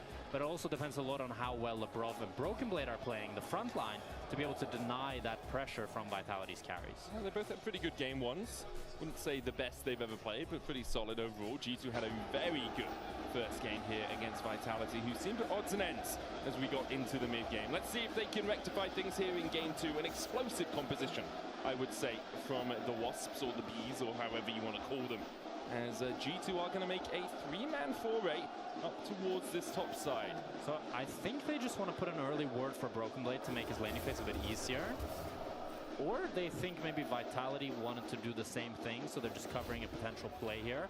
Well, I think Lebrov actually started the sweeper, so I think they just wanted to make sure that Vitality didn't put down a ward, so Broken Blade can play in those bushes. And it's one of the problems when you're playing melee into range. Nema, normalni AD carry su samo doomed. Oni se više nikad neće igrati, nažalost. Ordering a minion, stepping back into the bush into fog of war, because the Jace can just walk at you and auto-attack you, and you're going to keep all the minion aggro as you step in. So yeah, it's good to make sure you're sweeping that out, and in the end, it's much ado about nothing on the top side, as both the supports are down in bottom lane in time for the first wave. We see a little bit of a trade between Caps and Fiesta, but again, nothing too substantial, though Fiesta didn't really want to take that tower shot. It ends up being about the same HP. Good Dark Sphere onto Fleshy with the Shield of Daybreak out of Lebrov. Gleaming Quill to heal Fleshy up a bit. So the sustain is going to go for the side of Vitality. Nice sidestep there by Karsi. And I do think especially Lebrov was a little bit delayed because he went. Ništa si ja sudija ne pitam odavno, ja tebi da kažem. Ništa si ja ne pitam odavno. In the mage meta we're seeing right now, hard to say. It's usually just more about Fleshy being able to be first on the map if Karsi wants to go for an early recall. Although they are getting some good trades down in the bot lane, but there's not going to be any dive available as Linsus is passing up towards some. Exhaust immediately. Lebrov's just trying to walk and shoot a Daybreak. Karsi has to flash away. Okay, I don't know if he had to flash. Well, he was felt really, like he had to. Yeah, he was really high HP. I'm surprised he flashed there. He had the heal from Fleshy as well. And it's a level 2 Syndra. Like, yeah, she has to scatter the weak stun, but I think he was a little bit preemptive there. I mean, possibly. I think Skewmon is pathing bot, so if he got really chunked, that is definitely a threat. And he also didn't know where Skewmon was. Yeah, he could have been level 3, right? And Skewmon is now moving across for the level 3. Fleshy is going to face check into him. The Sonic Wave Resonating Strike just forces Fleshy to use the Grand Entrance away. Fiesta! He flashed by and he still gets him! The delayed electrocute! Oh, that was nice. Fiesta had a great start to game 1, and now is doing exactly the same here in game 2. He's putting on a party here in Paris. Very nice from Fiesta, bringing some life for... Iskreno, bit će Giga teško da igra se nafidala. Blank Fiesta opet igra dobro. Juče je igrao loše, danas malo popravlja utisak, što je legitimno skroz. Caps favored, he was the one with the push in the end, but Fiesta surprised him with the electrocute proc and was able to take him down. And he's now able to pick up an amp tome in the advantage for himself, and we'll have to see if he can utilize that. We see here. So yeah, Caps is just trying to get the shove in. And Fiesta, it's the flash chains. And the auto attack. Yeah. So he W's back and the auto takes a while to travel. Really nicely done from Fiesta. Flashy now and Lebrov in mid because they're level 3. So why would they not be in mid lane at this point? Neither of them have returned to base yet. It is unsealed Spellbook on the Rakan. Sometimes we see Guardian. Sometimes we see Electrocute as well if you really want to try and get some burst damage in lane, but you're not really in lane at the moment on support. Lebrov was looking there, thinking perhaps he could Zenith Blade onto Fleshy. Decides against it. Fiesta with a good chunk onto Caps. Another chain landing. There's the follow-up. He's just having an absolute joyous time. Fiesta je odlučio da vina. To je legitimna priča, iskreno. To je legitimna priča. And then it's a CC chain with Fleshy flashing in to land the Grand Entrance. And Caps wanted to try to charm Fleshy, but wasn't able to get it. That's why Caps felt comfortable holding on to his own flash, because he thought he could always just cancel Fleshy with the charm himself.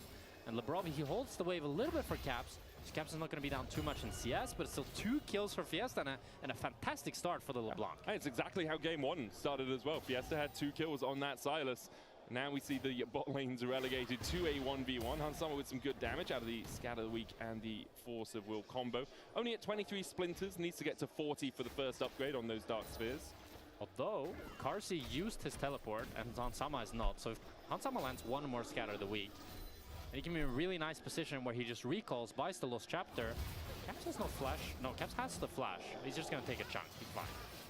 Just as a note, if anyone sees a ward dying and then it has a weird text box above it, basically Spectator Client isn't working quite as well as it should do right now, and so instead of showing the gold for killing a ward, it shows like at value something. I thought they were just getting infinite gold.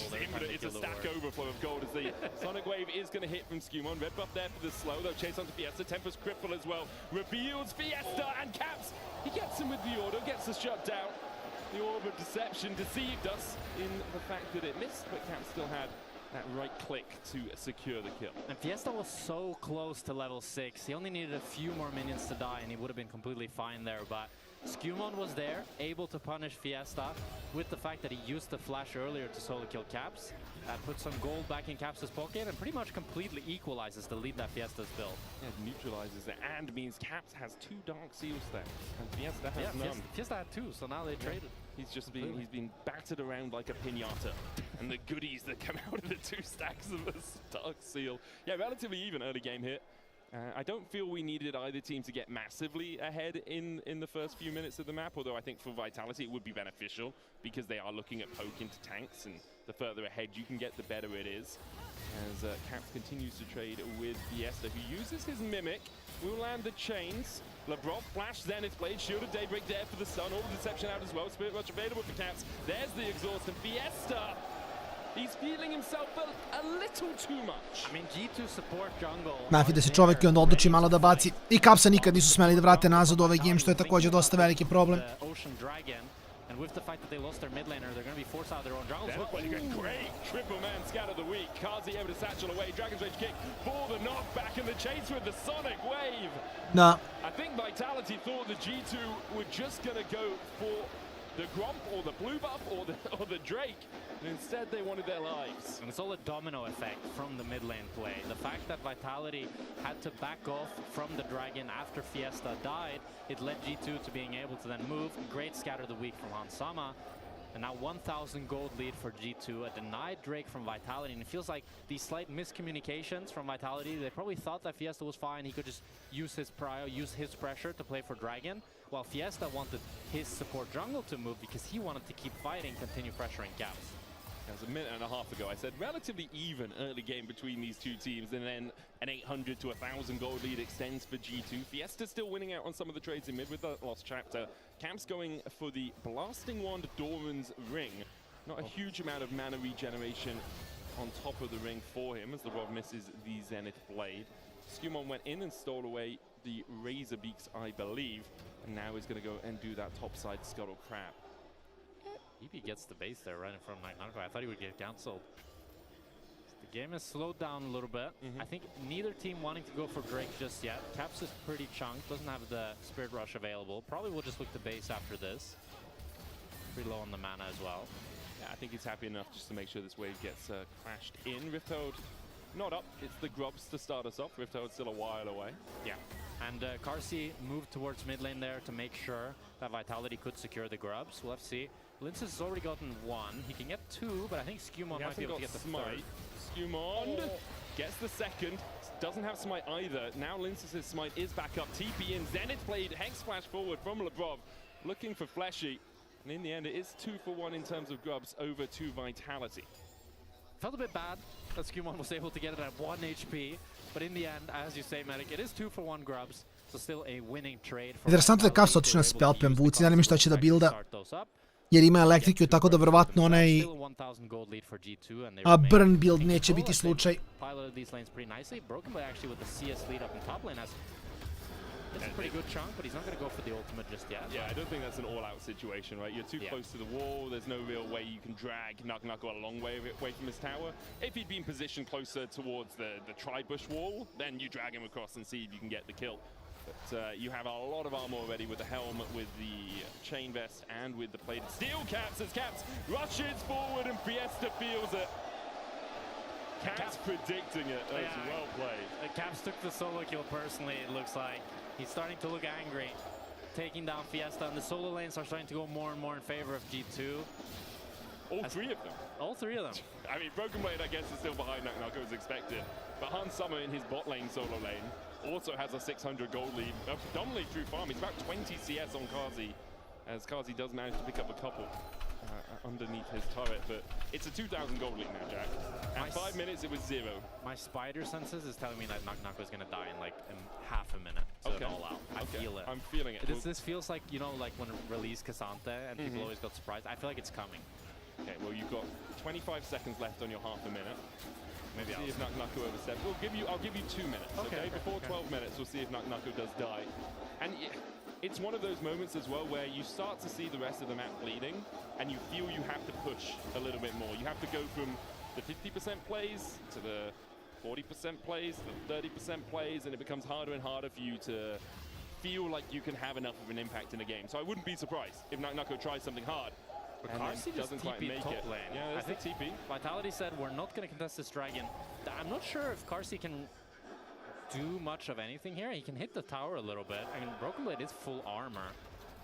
We'll have to see. I mean, you do have Satchel, but I don't think they're going to be able to get through the plates quickly enough. Another TP. It's Fleshy with the unsealed spellbook. So Fleshy will be here. Okay. Yeah, I mean, they get the Canon wave as well. I was skeptical on this play because I thought if Karsi's the only one TPing, it's a bit awkward. But with the Unsealed Spellbook, it's quite nice. It's now Caps. Lepo od Q-a. Flashku! Nice. Probao je Linkas da ga cancela sa knock-upom, ali nije uspeo. Boga mi lepo od Skewmanda.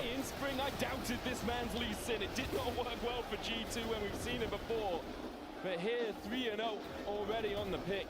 And G2 still defending topside, while Hansama, left to his own devices in bot lane, has taken plate after plate after plate. He's an all-you-can-eat buffet. And Karsi got some plates on top, but they're fighting a 2v3. They're going to go in. There's the all-out as well, and Caps is here with a Spirit Rush. The Charm still connects onto him. Karsi flashes away, but Caps gets the kill. A follow-up solo player to take down Nutko and Fleshy. Underneath the tower, the last lone survivor. The wave not here for G2. Fleshy's going to try and walk back to his Wukong and will get saved by the fact that Linces is on his way. And Caps is doing so much damage on this map. Fiesta dashes forward, gets hit by the charm, and he tries to run, tries to flash away. Linces even tries to cancel the resonating strike, but he's not able to. And then Skewmon is just landing all of these sonic waves. Takes down Linces as well. And then Caps is like, okay, I'm gonna go top now and kill you there too. Okay, Jack, here is your mission if you choose to accept it. Okay. As our Tom Cruise, I'm gonna give you Mission Impossible. How did Vitality get back in this game, dude? Well, not like this. Yeah. I think Fiesta might just be dead. Caps tried to flash for it. Fiesta saved in the end by a good distortion away. Caps thinking he could bring the Orb of Deception round, but Fleshy as well with the Gleaming Quill did heal Fiesta up a little bit. Caps went Medjites before his first item. That could be an avenue. He just used his flash as well. Sure. If Caps gets a little bit too cocky. Okay, so if Caps gets too cocky, you lose 1.5k of your gold lead. Yep. You still have 4,000. Well, one step at a time. You're not going to close the gap all in one play. I'm just saying, in Mission Impossible, Tom Cruise does the whole thing at once. Okay, but if you're going to take the enemy Nexus, you need to do lots of good plays. You can't just do one good one. Okay. And watch out for the pressure plates. Yeah. As they're taking the top lane plates. That could be bad. See them taking the tower? Okay. Don't quite get it. First tower of the game did go over to G2. Hansama got that on the bottom side. First items are coming in for Vitality. You've got a Blackfire Torch, a Luden's Echo, a Triforce, and you've got a chain landing onto BB as Linces is here for the chase as well. Broken Blade still. Skewmand je počeo da igra I to je ozbiljno počeo da igra, iskreno. Fiesta 2 levels down, can't chase any further. Nutko, feeling the power of his sun, slowed up by it, flashes away from the Scatter of the Weak, tries to trade back onto LeBron. Fleshy is here and has the charm. Can they chase any further? They now see Skewmon's waiting around the corner and decide perhaps that is not the best moment to go in for a 2v3 fight. And while both top laners had their flashes burnt, it's a bit different situations as BB was pushing into the tier 2 and Naknako can't even access his own tower, as now he can finally do so, but he is going to watch his own tower fall here. And G2 are continuing to remain in control of this game. BB can finally pick up a little bit of magic resist now with the null magic mantle, but I think as he continues picking that up, it'll be a lot harder for Fiesta and Karsi to try to deal with him, as he's such a good state in this game. Yeah, we're kind of at that point in the game that we worried about in draft, where we said, hey, if Vitality don't get an early lead, and then G2 set up well around objectives, how are Vitality actually ever going to step into the river, into the Baron pit, anywhere near? They have no one that can face check. And then you have Caps on Summer, who are both almost a full item ahead of their counterparts. I think if they weren't 5,000 gold behind, it would be a lot easier. Oh yes, I mean, I agree. The problem is, and I'm sure all the Vitality fans can hold their hands up and agree with me here, this happens too often to Vitality. Yeah, but if you're 5,000 gold down at 15 minutes, can you ever blame the draft? As BB now gets I'm not blaming the draft. Okay. I'm saying the draft in combination with how the first 15 minutes have gone. O, ajmo da vidimo Xante heroj. Vitality's chances of winning this match as BB survives. Ali ne mogu. Ali njih trojica ga biju. Ja nemam reći. Meanwhile, G2 just pushed through the mid side. BB's pretty tanky, yeah. You can see it takes quite a while to kill him. Okay, he's now got a Negatron cloak. Basically doubled his MR. He's unkillable. Yeah, it's very difficult for Vitality to deal with him. And even though they took down BB, they're still going to lose the mid tower. They're going to lose the Herald. Lince has got the Krugs in the bot side, but you have to feel that the Drake spawning in 10 seconds will go the side of G2 as well. And Vitality, they need to continue cross-mapping, but they also need to get some objectives out of it. They do have the objective bounties, so if they're able to get this top tower, potentially if G2 goes for the dragon, that could be something. But I'm not saying you blame the draft. I was thinking maybe the Vitality fans or players. It's possible. Sometimes blame the draft. I mean, they can. Again, whether people want to blame certain parts of the game, that's up to them. I feel like this has been everybody has free will. A confluence of G2 playing well after Fiesta got ahead, and Vitality playing poorly after Fiesta got ahead. I think that's fair. Yeah. And I think also Fiesta. I mean, he's I think a bit ride or die. Yeah, isn't Fiesta kept playing aggressive, but it also felt like G2's like Skumon and Lebrov were very receptive and adaptive to that, while it felt like Linces and Fleshy were not. Ne znam šta je sa Skumondom, ali iskreno kažem, jako insane. Dobro, Labrov, solidan pokušaj. It's hard to be receptive when you're doing that, Fiesta! What are they meant to do to Linces on the enemy wolves? Nisam siguran zašto se vratio nazad, iskreno. Fiesta might need a siesta after that one. That was rough. Brave play. And I like the ambition.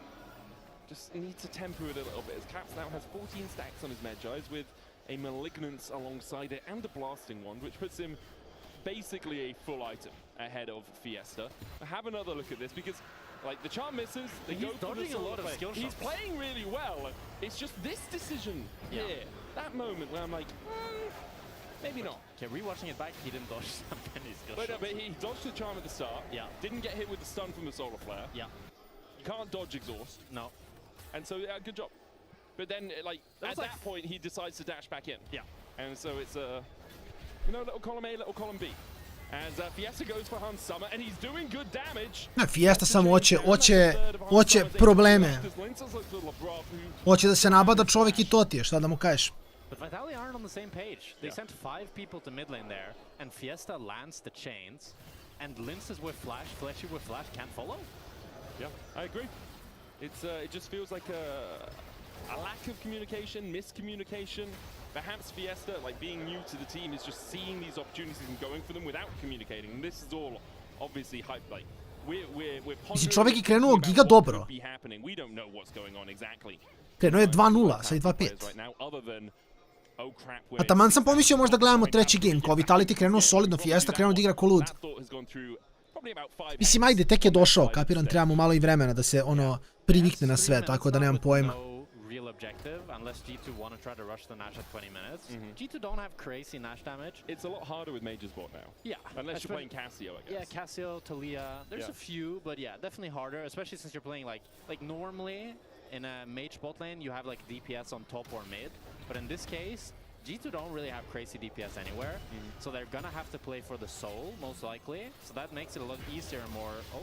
Solar flare into the charm. And unfortunately, Fleshy's going to have to use the charm of his own to try and get away, but the Spirit Rush should be able to chase him down. Dances away in the end.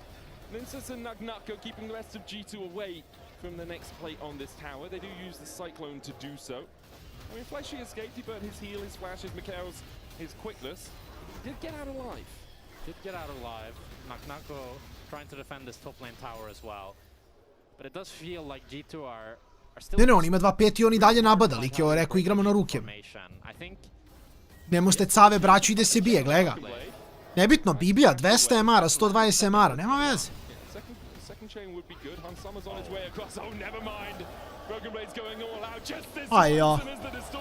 Aj jao, Fiesta.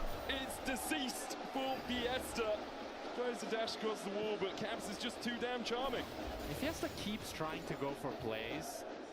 But again, like Linces is farming Grom, Fleshy is. I mean, Fleshy had nothing. Yeah, Fleshy was probably still back in but it just feels like there are very little plays that, like, if you want to try to come back from a deficit, the way you do so is by finding a numbers advantage fight. Coordination. Because you will lose any fight where the numbers advantage is equal because they have fatter wallets. You know, they have way more gold. But we keep seeing Vitality, the ones that are actually down in numbers, because one member wants to go for a play while the rest are not ready. Yep, agreed. And it's disappointing, right? Like, we'll call it out. This has not been good from Vitality. They went from being even at 5 minutes to like 5,000 gold behind at 12 minutes, and since then they have not looked like coming back into the game really at all. It's been mostly Fiesta finding a couple of picks, and That's then a very awkward I mean, he can just spirit rush across the wall, and that's exactly what he's going to do. As he looks for the chase onto Fiesta. Vitality here do have a numbers advantage for a moment, but with the Solar Flight only hitting the clone, G2 will. A mislim vidi. Nema šta, u gameu mislim da nikad nije zdravo raspravljati. Znaš, tako da mislim da bi samo ono, nastavili bi komunikaciju kod da se ništa ne događa.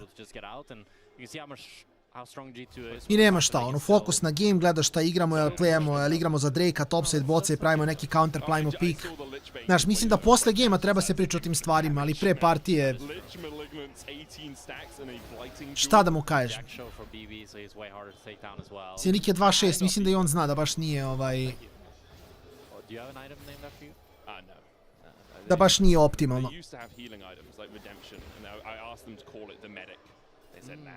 That's too close to TF2.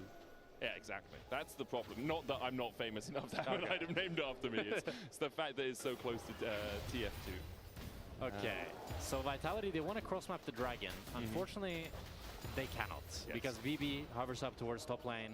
Knock has to back off. So it's just a free dragon for G2. And now G2 have 5 minutes to try to set up this Nasher. Due to what we talked about earlier, they cannot. They can rush it, but is it a rush if it takes like 15 seconds? That's more like a take. I mean, it probably takes more than 15 seconds as well. So, right? so Vitality will have plenty of time to react. As Fiesta... Ooh, distorts away, blind there. He gets Tempest crippled as well. Once it's on his way across, good chain out of Fiesta. Caps looking for Kazi in the mid lane. Orbital Deception coming out. There's the charm. And Kazi isn't quite going to die before the quickness comes out from Fleshy to save rip. But Caps flashes Caps flash da konfirma I to je to. Anyway, meanwhile, Skewman was able to extricate himself. LeBron goes over the wall onto Linces. Not sure that's where he wanted to end up. It's a double for Caps. The chase comes in with a Dragon's Rage. It's a triple for Caps.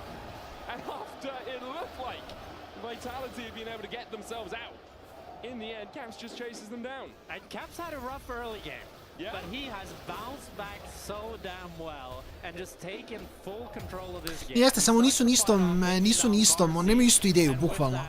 The rest of the lineup can just run them down. They're going to run towards the Nash. BB might... To je fora. I don't think so.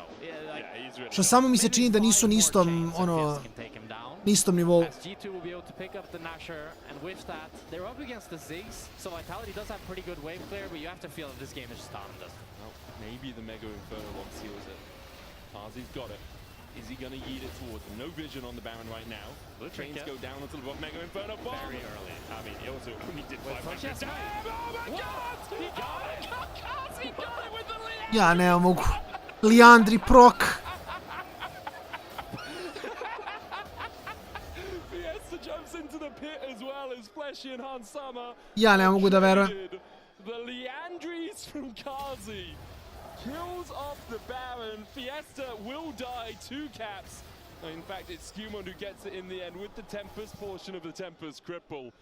I mean, that's the way back in the game. I'm not sure it's enough for Vitality, but it will delay things. Okay, so the Mega Inferno bomb lands. Fleshy goes into the pit with the smite. So that's why Skewmon, I think Skewmon is the one who smites at 1400. Yeah. Yeah. And it's Leandri's tech. It must be, right? Leandri's Blackfire Torch. That's a 68 damage? I mean, it did enough. It did enough. Vitality gets the Nash. Let's see if they can make anything out of it. They're still facing down 8,000 gold lead, and now Soul point, the Soul... I think the Infernal Dragon will spawn in like a minute and a half. Agreed. So... Ne znam, iskreno, nijedna ekipa nema neki ono nenormalno jak late, ako ćemo iskreno. True. Just do the same thing again. Keep doing it. If you did it, they have a 100% steal ratio this game with Mega Inferno Bomb. They should not. They do. Yeah, I also think G2 might be a little bit more particular in how they set up the next dragon. If we get there, I think there might be a little bit more dotting your I's and crossing your T's. Yeah, Caps is at 4,000 gold with 25 stacks of Magi as well. If he lands a charm on anyone, they are just dead. Yeah. So any fight is still going to go in the wave of Vitality, but it does mean that they can buy time. The thing is, you're buying time to eventually team fight them at the dragon. So you really need a pick. 100% steal rate. He stole it with a shock blast. He stole the red buff. Okay, Vitality. Skewmon might be like sweating right now. Yeah, he is. So Kazi's done one. Yeah. Nako's done one. Now Linces finished the job. Fiesta, and Fleshy. We're looking to you. I think if you steal 3 more objectives, game is winnable. G2's Nexus just automatically explodes. No, but like at that point it is winnable because you've stolen a Drake.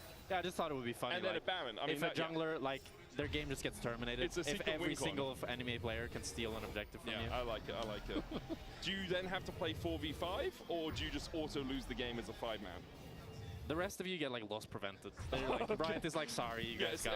We'll have Skewmon separate to G2 in the LEC standings. Give everyone else ages, it's fine, guys. Okay. 45 seconds. Infernal Dragon, probably the last fight of the game, unless Vitality are able to create something crazy, which they just did with the Nash. So it is possible. The thing is, I think they really need to pick before the fight starts, because still a straight 5 versus 5, they just don't have the damage or the survivability, really. And the problem for them is as well, they have literally no vision in their blue side jungle all the way down through the river. And they're getting pushed in every single lane. There's not a whole lot of bright spots here for Vitality. But Caps is a player that I feel like he can get a bit frisky. He can get a bit too cocky. He can get frisky. That is true. We've got LeBron. We're really grasping at straws here. But that's what you have to do. I mean, 5 seconds for the Dragon. You know how you have LeBron James, which is LeBron James? Yeah. We now Ovo će biti loše. His name's LeBron. James LeBron, because he's 007. Da, jeste, to je bilo poprilično loše. To sam očekivao, iskreno, neću vas slagati. Which I don't blame them. Oh, Mega Inferno bomb. Okay, if he steals this one, that would be so crazy. There's no way. Nice. Good job, Skewmon. Waited for it to be at 1,200. As Linces look for a steal. Should be able to decoy across the wall here. Caps can chase him down, and with Infernal Soul, Linces is not going to last for very long. Caps pretty much just killed him with Spirit Rush and 2 Ws. Like, the Orb of Deception did the last 5% of damage. I think Skewmon can probably win this, Dragon's Rage. Skewmon only has the Sunder Sky and the Black Cleaver. Will chase into Nucko. Broken Blade's on his way across as well. Here comes Kazi. Dash forward from Skewmon. Hard make it in from Broken Blade. It's just Ne, lik ide u četvoricu, ništa ga ne zanima. Bukvalno. Summer's pushing through mid, Caps is up towards top side. Those are the damage dealers, by the way, for G2. With Vitality trying to defend a 3-pronged approach. TP behind by Nucko. The flanking Jace is not a tactic I have often seen. Fleshy going in with the charm, that's going to run out before Caps nema ulti 5 sekundi. Nucko is now here. Caps is the universal taunt. I mora da flash. Get close to him, he just flashes away. And Vitality abandon their base for bare bones as the charm goes in from Caps. And he will foxfire you down, chases onto Fleshy as well. Vitality invested everything into trying to kill Caps, and they couldn't even do that as Caps rushes across the wall, has another orb, gets another Spirit Rush, Fiesta steps forward, Caps gets another triple. As in the end, there's not much Vitality can do. You know what, Medic? I thought yesterday, G2, they looked a bit sloppy. Agreed. But maybe MKOI are just a really good team. I'm really looking forward to Casey versus MKOI now. Yeah, it's going to be a great series. G2 look really, really good throughout this game. Caps decided to put the game on his back after a tough early game. They're taking them down in the base. I mean, Linces, oh my god, he dies in the fountain. What's Caps AP?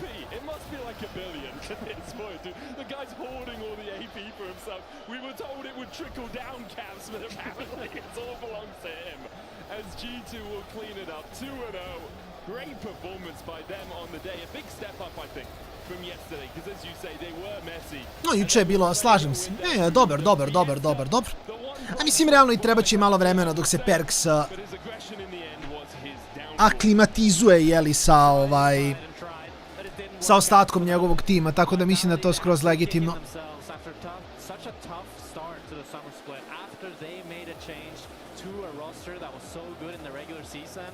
They were what? They were 8-1, right? Yeah. Last regular season, they're already 2 losses now.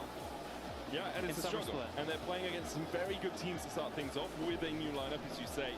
We'll see if they can bounce back tomorrow. It will be a tricky one for them because they will be playing up against MKOI. G2 taking a bow, as you can vote for one of them in your Kia Player of the Series vote. Broken Blade, Skewmon, and Caps are your options. Caps the only one to not be part of the bow, but also the one I think most likely to win the vote for Kia Player of the Series. He had an absolute stormer as we get ready to have an interview with him on the stage.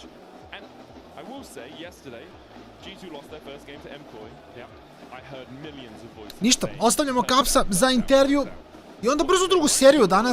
Današnji dan je krenuo relativno brzo, vidjet ćemo kako će se završiti, ali svakako mislim da gledamo koji i KC sledeći, što će biti dosta fun, publika već hajpovana, tako da smo tu za nekih 15 minuta.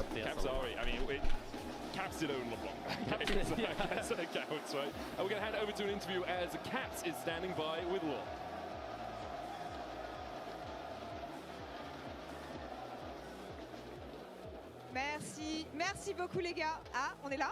Oui, on est là. Merci beaucoup les gars. Applaudissements pour Caps, s'il vous plaît. Caps, thank you for joining me for this interview. We are used to G2 slumping usually when you come back from international events. Yesterday was a bit slow, today smooth and clean. How do you explain the fact that it looked so easy for you despite the fact that you've been traveling so much? Yeah, I mean, I think still early. It's fine, just take it out. It's fine, yeah. I think still early game was definitely a little bit sloppy, so just for my part. So I think we still had those parts, but I think we were very good at bringing ourselves back in the game anyway. So I think, of course, the fact that EWC was just like a week ago also helps us because we have a lot of the strategies still the same for the similar patches. So that's nice.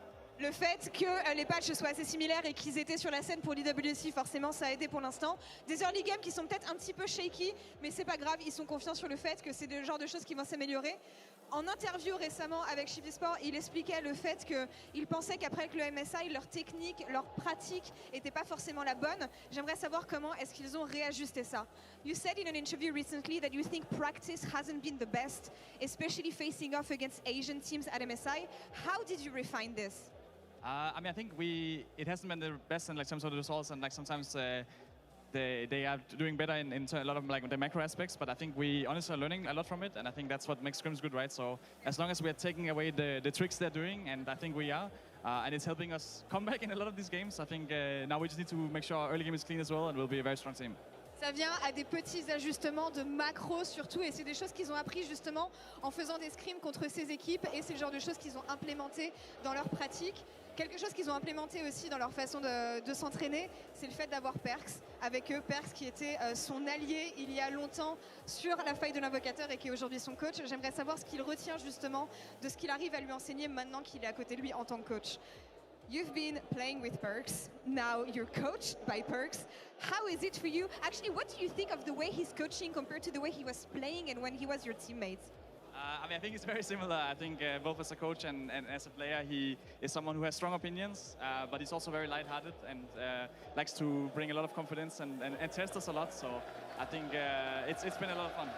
Il apporte beaucoup de confiance pour le reste de l'équipe et finalement la façon dont il jouait et la façon dont il coach l'équipe est assez similaire, donc pas énormément de changements de ce côté-là. On entend les joueurs Carmine qui sont derrière en train de se set-up et qui vont affronter Koi.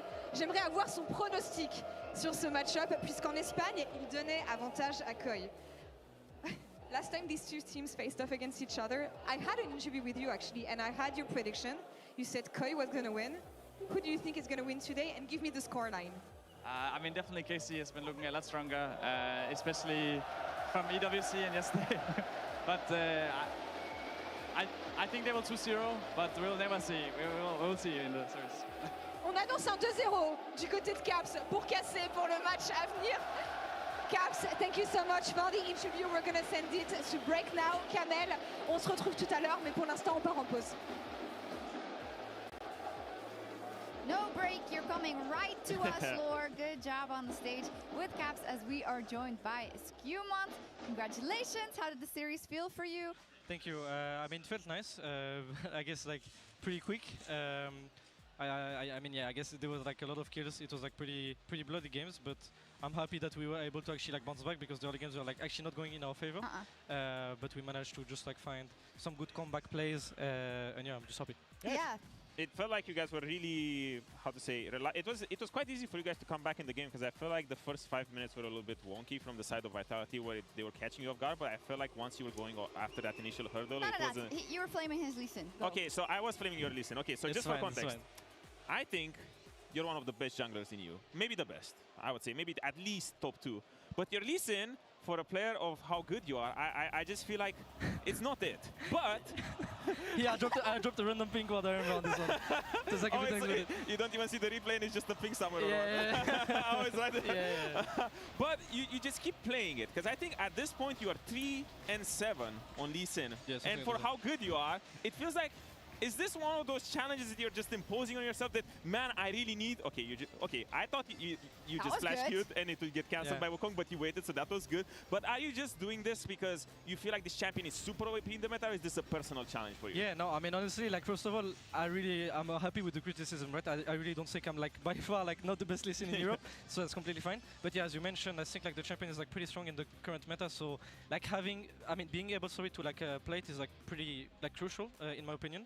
So it's definitely, like, one of the picks to, like, just that we want to keep practicing, right? Because if we don't play it, I think we'll just go in drafts with, like, a big disadvantage. So, I mean, we take, like, most of, like, our chances that we can to just practice it on the stage. And yeah, I mean, so far it's been going so-so, but we won today, so that's kind of nice. Yeah, to add to you though, Odoamne, there's another clip that you might want to show Skumon.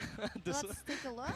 I think I know which one it is. It's something around the Baron, is that what? Oh, yeah. He knew it was coming. Okay, but this is not Lee Sin specific, because... Yeah, no, this one, like, honestly, I was shocked that my teammates weren't able to, like, deal a bit more damage. I feel like everybody just stopped attacking it, and I was like, okay, I guess, I mean, I'm ready to smite it. Okay, every single time this happened to me and my team, the jungler always said the same thing, and I feel like it's complete co. But I do get it. It is a bit, no, for sure. I mean, especially because, like, I mean, we were calling that Kraken has a smite as well because of, like, the spellbook. But, like, when you get the spellbook from the smite from spellbook, sorry, it is, like, lower damage than. Okay. So, okay, if he gets it, like, just well played to him, right? But yeah, I was, like, a bit too, I guess, yeah, just nervous on that one, and I missed it. Yeah. But yeah, he did. When it comes to Lee Sin, is it one of those things when you pick it? Are you excited to learn it, and or is it one of those where, like, oh man, I really need to get through this. I really need to get the reps in, because it's one of those things. Because I also had champions where I felt like I needed to learn them, but every time I was playing them, I wasn't really excited. But some of them I was, like, super hyped to just be like, okay, I'm just gonna improve my win rate. Yeah, I mean, it's kind of like 50-50 in a way, because I do know that it's definitely not one of my comfort pick, and, like, not my best champion in general. So we'll go into the game. I will go into the game, like, individually, knowing that I will have to put in a work to actually just play good and win the game, because it's different to win with Lee Sin compared to, like, bruisers in general, right? So obviously I'm just excited to, like, show that I can still play the champ, but it's not always easy, because I always have this sort of, like, oh yeah, if we lose because of my Lee Sin, blah blah blah. So yeah. Because on the topic of perks, because we can obviously only speculate from the outside, but him being an expert, is this one of those things where he's also helping you? Because when I think of perks, he's also one person who was very happy to step out of his comfort zone. Is he one who gives you some advice on that? Yeah, I mean, definitely, for sure. Like, I mean, for the Lee Sin topic specifically, yeah, definitely. He's helping me a lot to just, like, not to say, like, bring me more confidence, but also just, like, actually go out of my comfort zone, as you mentioned before, and just pick those champ, even though I could be able to pick, like, another one and maybe take the win. So yeah. Okay, our key player of the series is Caps. He was smurfing. You're off. Yeah, no, it's okay. It's okay. I understand. Like, he had, like, 25 major stacks, right, like on the last game. So 50% of the damage. Yeah. So I mean, he was just like, it really felt like a solo queue, because he was just. I mean, I remember I was pressed up one time, and I think he had, like, 100% kill participation with 25 stack majors, even though he was behind in early game. So yeah, I mean, obviously he just deserved, right? He was smurfing. Really you both were. Congratulations, 2 Ws on the weekend. We'll see what you'll do tomorrow as you're up versus KC. And speaking of KC, they are up on the docket next. You can hear it. They are shouting for Carmin, because they are going up against their Spanish rivals of MKOI. We'll be right back with that. Chain best and with the plate. Steal Caps as Caps rushes forward and Fiesta feels it. Nice, Caps. Good job, Caps. Good job, Caps. Thank you. He's not double, no? Oh, I'll go. Yeah, looks good. Yeah, nice. Good job. What the f do you do this, Caps? Bend up. No, go back. Okay. Ari is scary, man. Ari is very scary, I agree. Oh, I ulted play look. Oh, it did no damage actually.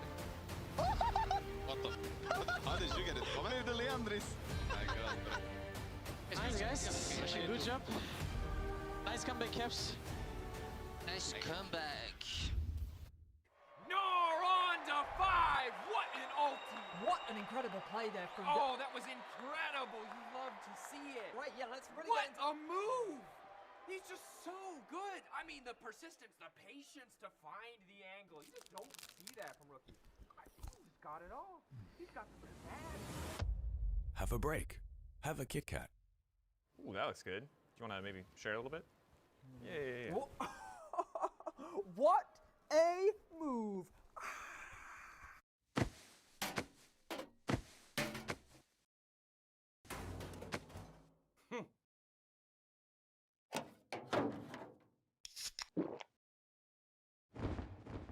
Red Bull gives you wings. When I was a player, if I was to like make a misplay, maybe it's my mouse, maybe it's my armrest, something feels wrong. If you were at home, you wouldn't do that. The Infinite Precision Armrest is part of the largest Ukulab on Stage standard initiative, aimed to bring your home or training room settings to the tournament stage. 이제 저뿐만 아니라 다른 선수들도 세팅을 더 원활하게 할 것 같고 가장 편안할 때 더 강력한 플레이가 자연스럽게 나옵니다.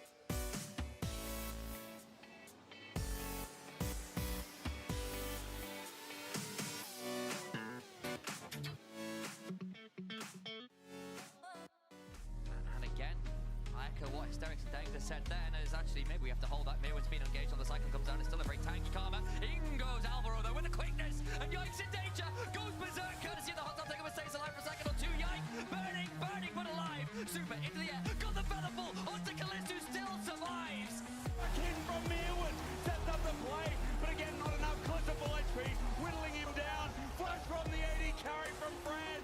He's got a triple, he's got a quadra in his eyes, and Alioya might be last to go. It looked like a Game of Thrones, but it's Callisto who wants to sit on it in Madrid.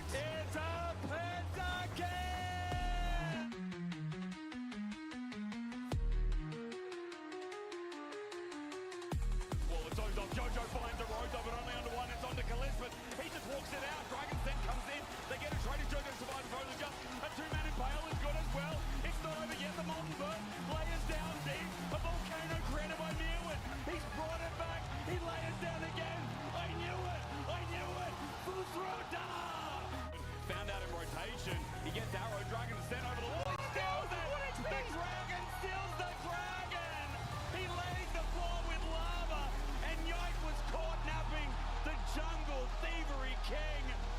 DP, a flip for the Baron, going into the pit, the 50-50 in game 5, starting up. Yoya makes him his boy. Minute 15 timer on Baron. MCOY are going to try and turn all of out. They're using Hexgate for now, trying to get these recalls. They do. They find Khalid. He's a little bit low. Everyone from MCOY jumping in. Isn't enough with Crashdown. Yikes. Oh my god, it's a massacre. It's Reset City for Yikes. I wish Rivington was here. The noise he would make would be Yikes. Jumping and wallowing everywhere. A triple kill again. Nous le savons tous, cette rencontre a un goût particulier. Pour en parler, je pourrais faire une longue liste inutile des sports gagnés. Mais une seule victoire compte, c'est celle sur League of Legends. Et dans ce domaine, nous savons très bien qui a dominé qui cette année. Alors, place à la première équipe et faites-leur ressentir la fureur de la foule, la puissance du public français et accueillez les Movistar Coy sur la top lane, évidemment. Mais oui,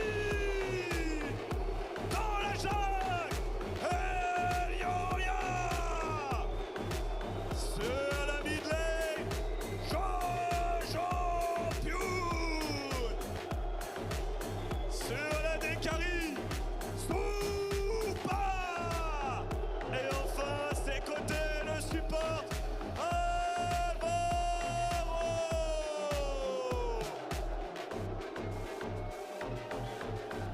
Mesdames et messieurs, pour les Movistar Coy, s'il vous plaît.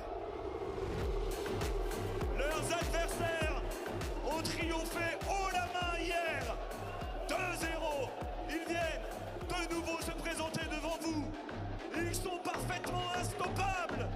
Veuillez accueillir la Carmine.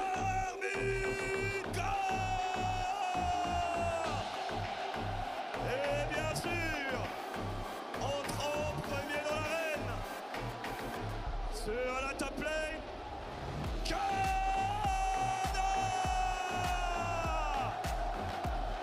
Dans la jungle,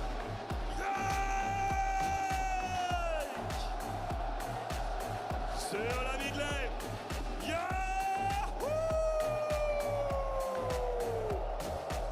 À la décarie, Calis.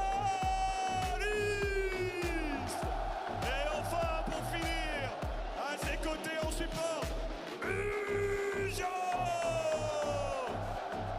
Pour la Carmine Corp, mesdames et messieurs, et pour vos deux équipes, un tonnerre d'applaudissements.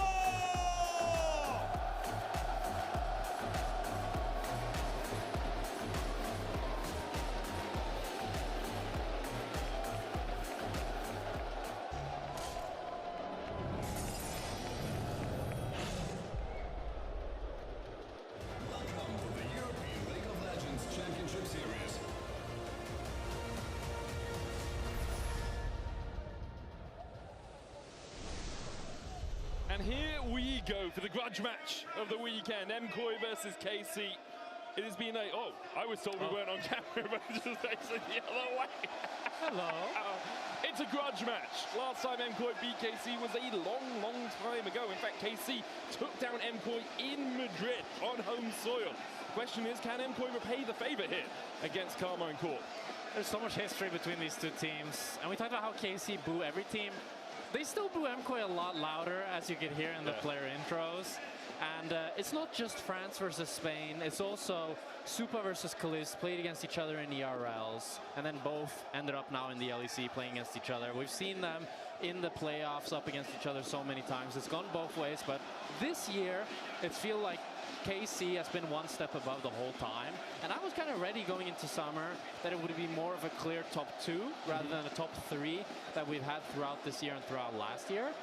But MCOY had a really good showing against G2 yesterday that was very close. So now I'm starting to think that this matchup up against KC, they can show a lot more of what they showed yesterday. And KC had a good win yesterday against Vitality, but I think perhaps today's performance against G2 has proven that Vitality are not the first place in regular season team that they were in spring. So this could be a lot closer than we expected. As we get into picks and bans, MKOI chose blue side, KC chose second pick with the right of first selection. They're going to get rid of the Vi in the lock, and we'll have Poppy and Jace removed by MKOI. I'm curious what the top lane situation will look like for KC and MKOI. I think Mirwin has had it was really good actually yesterday up against Broken Blade. I still though do think if Kana is able to get a counter pick on this second pick on red side, as we usually called it, but with second pick, then he can make a lot of work with it. Kana had a really, really good EWC, and in general, it's felt like the most stable player on KC. It's just so strong every single game. As now we'll have to see if MKOI, they want to maybe go for either jungle or for the support. They're going to go for the Nocturne first pick. Instantaneous Nocturne pick. We've already seen that from Vitality earlier today. Gives you good side lane pressure, allows you to work really well with the Camille if you do manage to get your hands on it. The final two bans were Victor and Orianna. You did mention Kana, and I agree that he was very consistent for MKOI, for KC, sorry. But I think actually Yehu really impressed me generally. I think he had a very solid MSI and played really well in playoffs as well. So I would like to see more being put into Yehu for KC and whether they manage to play through him a little bit more. There's the Cassio. They get locked in for KC. Now, Cassio these days, predominantly a bot laner. However, can still be mid and can still be top. Although we haven't seen it as often, Cassio top used to be a really good answer into tanks because you are able to actually spam through them quite a lot with your twin fans. I'm not sure if we've seen Kalist on the Cassio, but I don't know if, like, that doesn't really matter anymore, you know? Like, we saw Carsey, first time Cassio now in the last series, and it wouldn't be surprised me at all if they decide to send a bot lane. It's going to be the Jarvan, so the kind of two premier jungler picks are taken away. I kind of prefer the Jarvan personally over the Nocturne. I think Nocturne, while he has so much power, we've seen that he's hard to execute. You really need to have a great paranoia, have a great start to the fight. While I feel like Jarvan with the Cataclysm can just have so much value. But it looks like MKOI, they're just locking in the Akali once again. I mean, Supa had a great game on Akali yesterday up against the Victor. I don't think Akali is a good matchup into Cassio as well, but it should be harder for him to find those solo kills that he was able to do last game. And it might not even go to him. It can go to Jojo, which is the beauty of this flex, as they also then get the pick of that Camille. Yeah, the question was, are you going to pick Camille here? Because KC know that you want to pick Camille here. If you leave it open, KC are likely to pick it and then ban Leona and Shen on second rotation bans if they really want to make sure Busio has an easy time. And although Busio, before the start of Summer Split, was 0-4 on the Camille, did manage to pick up a great win yesterday, had a huge amount of influence across the map. And it looks like Leona is just going to be the answer here for KC. No surprises that it is one of the two. Well, I'm surprised they don't go for the Shen, but I guess we're starting to see that teams like the Leona more than the Shen, because it was banned in game number 1 last series and then first picked in game number 2. And I was just thinking up against the Akali and the Nocturne, the Stand United should have a lot of value, but Leona as well, you have so much CC to stun any carry that goes in. It does mean, however, that I think any player that takes this Akali, whether it's Supa or Jojo, if you play well, it's pretty easy to avoid the Leona CC. You dodge the Zenith Blade, you dodge the ultimate, and as long as you don't go melee range, you can avoid that.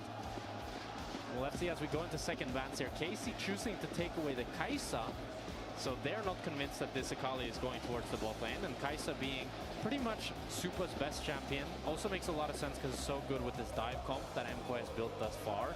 All of their champions just want to dive in, and that's what MKOI want to continue to draft here. I wouldn't be surprised if they also look for an Ambessa top here that can dive in with the rest of the team. And Mirwin will be picking that top lane up blind, remember. Most likely, we assume KC will leave top lane for the final pick and likely pick their mid laner or their bot laner, depending on where this Cassio is going on R4. And get rid of the Vayne as well, trying to make sure that Mirwin has an easier time in top lane when he does have to get that pick through. Kana's Vayne, good, but we did see a couple of stumbles from it at MSI, tumbling towards a Mega Gnar, which was not usually the best advice. And you can see KC actually agreeing with your evaluation of the situation. Yeah, they're going to get rid of the Ambessa. I think Gnar is the next one on the list for me for MKOI, probably. We did see the Renekton blind pick from Naknako last series, but I just feel like Gnar is so much better scaling, and you can also play that dive threat once you get the Mega Gnar. It does have some more trickier matchups. But I think with the Jace being out, with the Vayne being out, with the Tristana being out, really Olaf is the one that I'm thinking of that they could go into the Gnar. But even that, I feel like a Gnar can easily kind of survive. Maybe you get solo killed once, but not really the end of the world. Could always look towards something like the Varus as well, but with like low mobility, can struggle a little bit into the Gnar, especially if he gets on top of you. Ezreal is the lock here for Kalist. Had a great time on it at EWC. Yeah, Kalist has shown a lot of prowess on this Ezreal champion, and it makes a lot of sense to get some mobility going into the dive comp that MKOI has. It's also makes sense with the Kai'Sa ban, because Kai'Sa is pretty nice into the Ezreal. And it looks like Mirren is going to pick up the Gnar, and we'll have to see if MKOI decide. I don't think you can play a Kali bot into Ezreal. Yeah, I think you're doomed if you play a Kali bot into Ezreal. That sounds just too difficult. As we'll see what...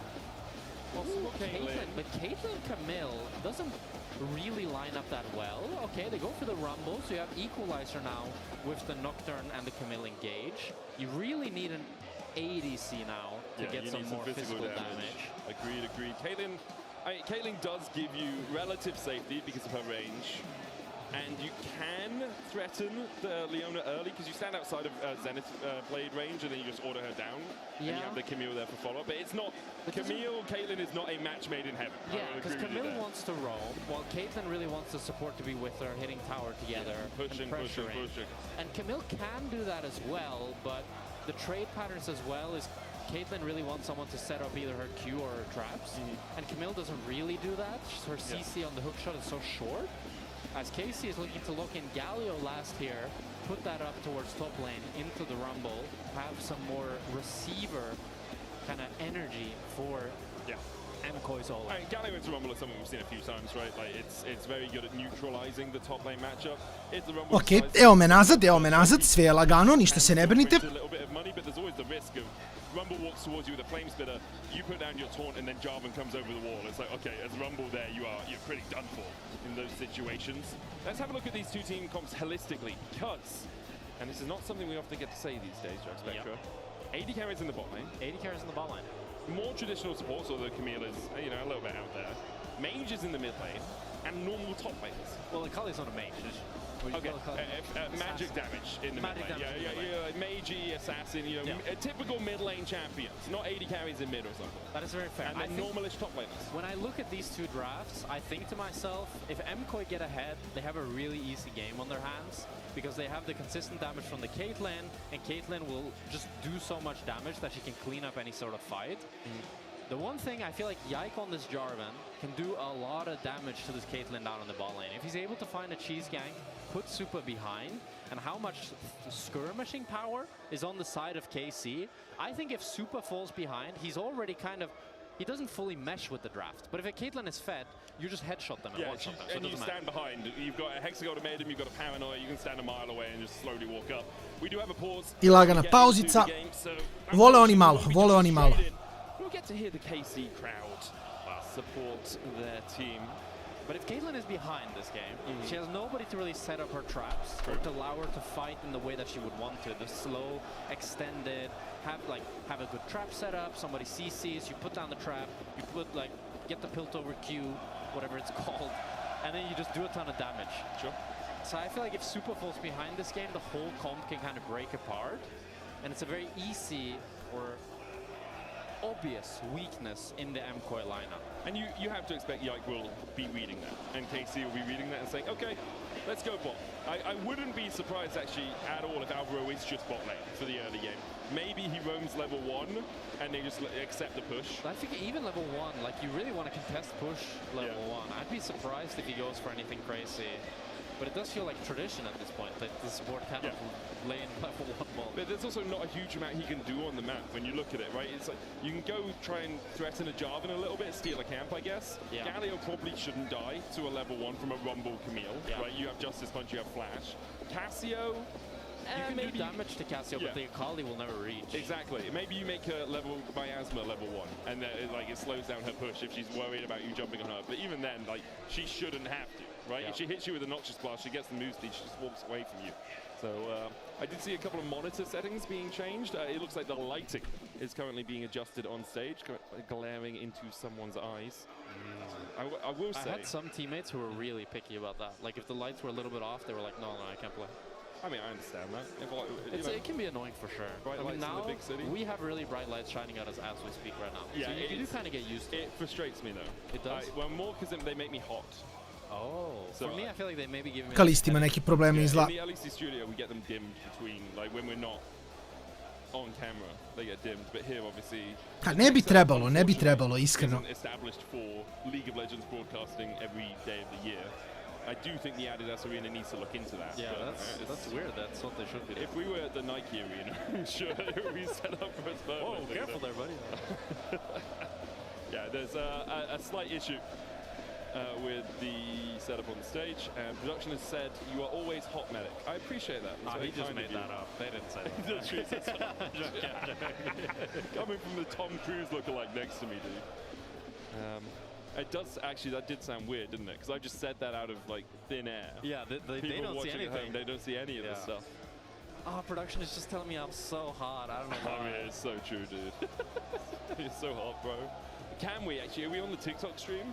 Because we could turn the auto cue around and hold it up to the camera to prove. But obviously, we are preparing for what is it's a storied rivalry already. It's actually probably El Clasico level. Yeah. Like G2 Fnatic doesn't hit that anymore. G2 KC probably hits higher heights in terms of gameplay and like when we see those matches. But there's not that much history there. Yeah, the rivalry between these two teams is probably the biggest rivalry in the LEC right now. For sure. Yeah. And it looks like we might be getting back into game as I see the ready checks have gone through. And yeah, we're going to get into it. On to Summoner's Rift once again to kick off this best of three between MKOI and KC. KC with a decisive win versus Vitality yesterday. MKOI with a messy loss against G2. It was close, they played well, and they weren't quite able to get it over the finish line as Mirwin and Alioya step forward together just to get a little bit of vision, and it supports Alvaro on the bottom side of the map here. Yeah, Alvaro wants to try to find a chunk here onto Kalist, can get the hook shot. Arcane shift to start, not what you want. Definitely going to remove a bit of push potential from that Ezreal. Yeah, that does mean that the MKOI bot lane now can play really, really aggressive level 1. Leona already being quite a bit weaker than the Camille, but Ezreal is really the carry in this lane with how much damage he can do once he stacks up that passive. But without having access to... Ne znam što supportovi rade na botu, niti što su i pikali AD carry, malo čudno, iskreno. Ali dobro, bože moj. But because Alvaro and Super were slightly disconnected, and Kalist and Busio walked up together, it's hard for them to fully zone them off. Good poke though from Super onto Kalist. And Alvaro doesn't want to EN because then Kalist can just arcane shift backwards and Alvaro will take a lot of damage. As Jojo is losing a lot of health in this mid lane as well. It's ranged into melee, right? Like Yehu punishing very well with the Twin Fangs and the Noxious Blast. Takes Jojo down. Kehu bi baš trebao da ga iznabada jako. Warded over towards those Razor Beaks as well, so Alioya will be spotted if he parts down towards the bottom side. We have seen some junglers doing a 3-camp into longsword clear, resetting then coming back up as Busio is jumped on, uses the exhaust early. A headshot out from Super after he hits that 90 caliber net. Some good trades here for MKOI. This is how you want this Caitlyn lane to look. Yike is a little bit ahead in pathing here. Alioya is looking for a mid lane gank, but just wastes quite a bit of time here. I wonder, I mean, he knew that the Raptors were down, so he was just looking for a potential mid lane gank. So that does mean that Yike has quite a big tempo lead, as Jojo's equalizing the mid lane trades already. Yeah, my other thought was, is he going to try and path through mid, push out mid, and then go for like a blue invade? Because they already had pressure out of bot, and Alvaro was moving up to cover that area, but... I oba AD carry-a s combat summonerima, jako čudno, iskreno. Ne, pa publika vidi. I sutra će biti isto, Francuzi u Parizu, brate, ne može da ne bude hype njima. Oni su baš ono prehajpovani za ovo. I thought Yehu was respecting, he was hugging the complete opposite side. He knew Alvaro was roaming, and he thought he was fine, but so much damage comes in, and Alvaro flashes in a way that he knocks him towards Jojo, so Jojo can land the shuriken. And that's first blood going for the side of MKOI. It's been a great run from Alvaro. And it alleviates some of that pressure on Jojo as well. The good thing for Yehu is he didn't burn his flash. Yeah. He did have to use TP to get back into the lane. Yike and Busio here to cover to make sure that Yehu can get this shove out well. And he will manage to do that. There was a risk of a repeat gank onto Yehu after he's used his TP, then forcing him away, putting him massively behind. Alioya was able to take the top side crab. Još pogotovo s druge strane što igraju protiv Španaca, a to ti je ono nivo Zvezda Partizan, bukvalno. where that kill and assist came out. Alvaro, he tries to get away, but he's interrupted by the flag and drag. And now Busio blast comes them back. Alvaro will be able to walk back to the safety of his tower with the TP coming in as well. The miasma going down though. They'll chase Elioya as the wolf sinks his fangs deep into the Nocturne. And Jojo had to base so much later that it was a 2 versus 3 for KC. As now Kalist ease forward. He uses the barrier as well proactively here, chasing onto Super, who only has the cleanse. Super only has the cleanse, and you can't No. cleanse death. I cleanse u barijeru. He's solo killed Ruler. He's solo killed Pace. Super, you're just another name on the list. What a play from Kalist. You could see he was on the back foot thinking, I don't want to take this trade, and then Arcane shifts aggressively forward, goes in for the play, realizing that he has that summoner spell advantage, and after what was a very nice start for MKOI, a lead for Alvaro, a lead in the bot side, you can see red, down towards that bottom of your scoreboard now. But this is the worry I had about the Caitlyn, because Caitlyn is a really obnoxious champion, but mostly in the 2v2. In the 1v1, in the full duel, she doesn't beat most champions. You can see Kalist there, like both. Ali mislim, Caitlyn sa cleansom ne može da ubije Ezreala nikako. Especially with the barrier advantage that Kalist had as well. So that's the worry I have, is that now Super, when he falls behind, he's not able to get the lead. Alvaro's getting pretty chunked. If Alvaro continues to roam, Super's never going to get ahead on this Caitlyn. And even if Alvaro stays in lane, at this point, are you even winning the 2v2? Yeah, it'll be tricky. I think the good thing for them is that Kalist has gone tier dagger. Like, he hasn't bought a lot of effective damage right now. I dalje je jači, što je najcrnije. Spells getting towards the mana moon and such, but Super went for the Carl in the longsword, which does give you a little bit more attack damage in the short term. Alvaro now moving up again, tons of pings on him as he roams around the map. Yeah, who needs to be careful? Doesn't have the flash anymore on this Cassio. 1 minion away from 6 though. Hits it now. Petrifying Gaze will grasp Alvaro out of midair with a miasma down. You thought for a second he could turn it around, but in the end, it's enough from Jojo and Alvaro to get the kill. Busio going in with the exhaust as well. Yike is here for the follow-up, but Busio will just take the supportal combat kill. A 1-for-1 is both support. Konače, ako zatvorite oči i samo slušate publiku, tačno znate da li je Casey ahead ili nije. Just the crab here. I was wondering if he maybe had started. Has he started the dragon? No, he's not started. Well, he started the dragon. So KC, they have the death timer advantage here, since Yehu is running way faster than Alvaro. Što način od svega nisam ni siguran što ih toliko negotive. Mislim, kapiram rivalstvo i sve to, ali opet mi je, nemam pojma. There's a cataclysm advantage for KC. Busio on his way across, has the flash. Jojo gonna try and force him away. Yehu flashes in from Busio as he dives in with the Zenith Blade, but Busio now has no mana and no way out. There's the cataclysm. True Barrage coming out as well, as we'll have an exchange of support. Jojo trying to get away. Mirwin TPing into the fray, but unable to find much purchase. Didn't have the equalizer.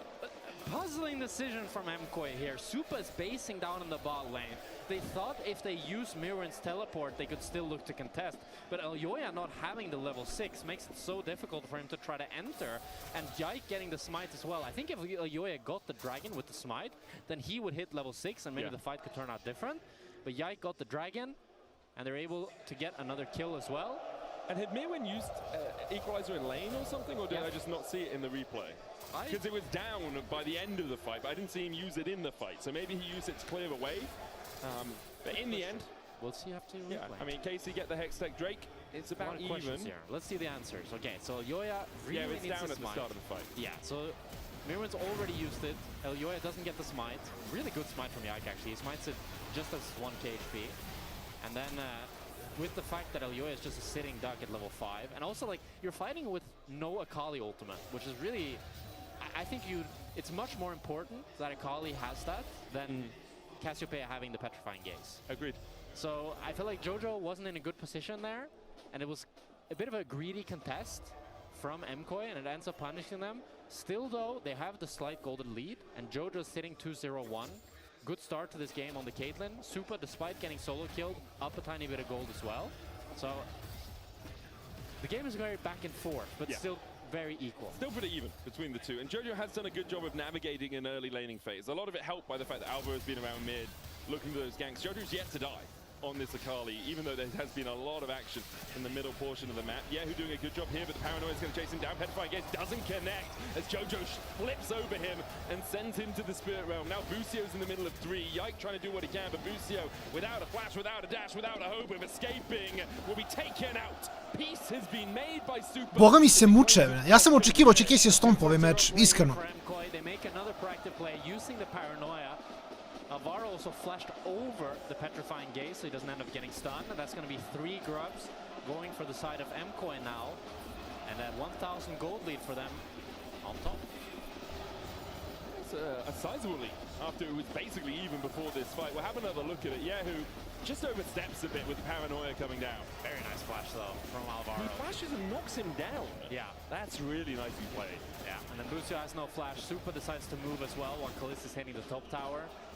Just Casey didn't expect MKOI to be able to make this play happen, as now Mirwin might be in trouble. Knocks him down. Mirwin has the flash. Kalista's a long way away.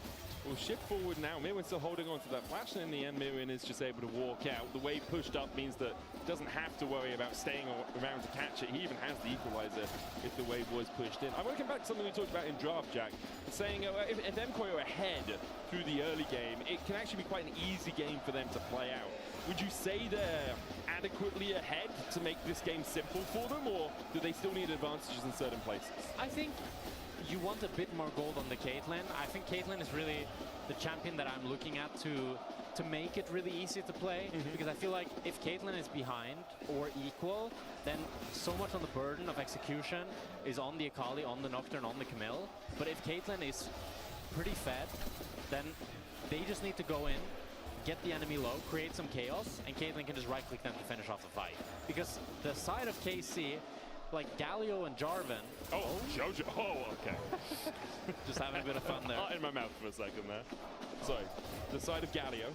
Yeah, they kind of have to choose whether to peel their carries or to pressure Supa. Sure. And I think in a game like this, it's going to be really hard for them to apply any real pressure on Supa, because they have to deal with the Equalizer, the Paranoia, the Kali ultimate, the Hextech ultimatum. There's so many tools on the side of MKOI, and I think Su postali Mirvina dole na Ezreala sa Haunting Guysom. chaos for Supa to actually play around it. So overall good, as long as Supa's able to continue picking up more plates and snowballing himself. Yeah, they've done a good job of getting Super to a position where he's not really under much threat in lane, right? Like, he was laning into a Galio, assuming you play that well. You shouldn't be dying at any point. Now he's coming down towards the bottom side. He's going to be matched by Kalista in a moment, but he's almost got his cull complete. 22 stacks away from finishing that one up, which would be another gold injection for him. Kalista is yet to finish his Triforce, so... Kalista item are extremely vegan. Like, no offense to him, of course. This is kind of how you normally build the Astral, but I think especially with the fact that he went the Ionian boots, like, he's yet to pick up any AD. Yeah, this guy needs a 20-pack of chicken nuggets to get his protein in for the day, really, doesn't he, you know? He's lacking. But chicken nuggets is not the best source of protein.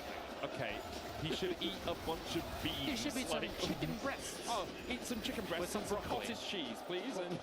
And the broccoli has no protein in it. No, but that's just the stereotypical meal. Yeah, you chicken need the broccoli fiber. and rice. Unseasoned, please, because apparently spices add too many calories. We're going to see a fight around the second dragon of the game. It's something Casey have got in their favor is the fact they managed to pick up that first with a good smite. Equalizer down, doesn't really clip onto too many people as Kalista's able to walk away. Solar Flare as well used on that front line, and Yehu already takes down Mirwin. MKOI now all on the retreat, but Alvaro not given that luxury. Da.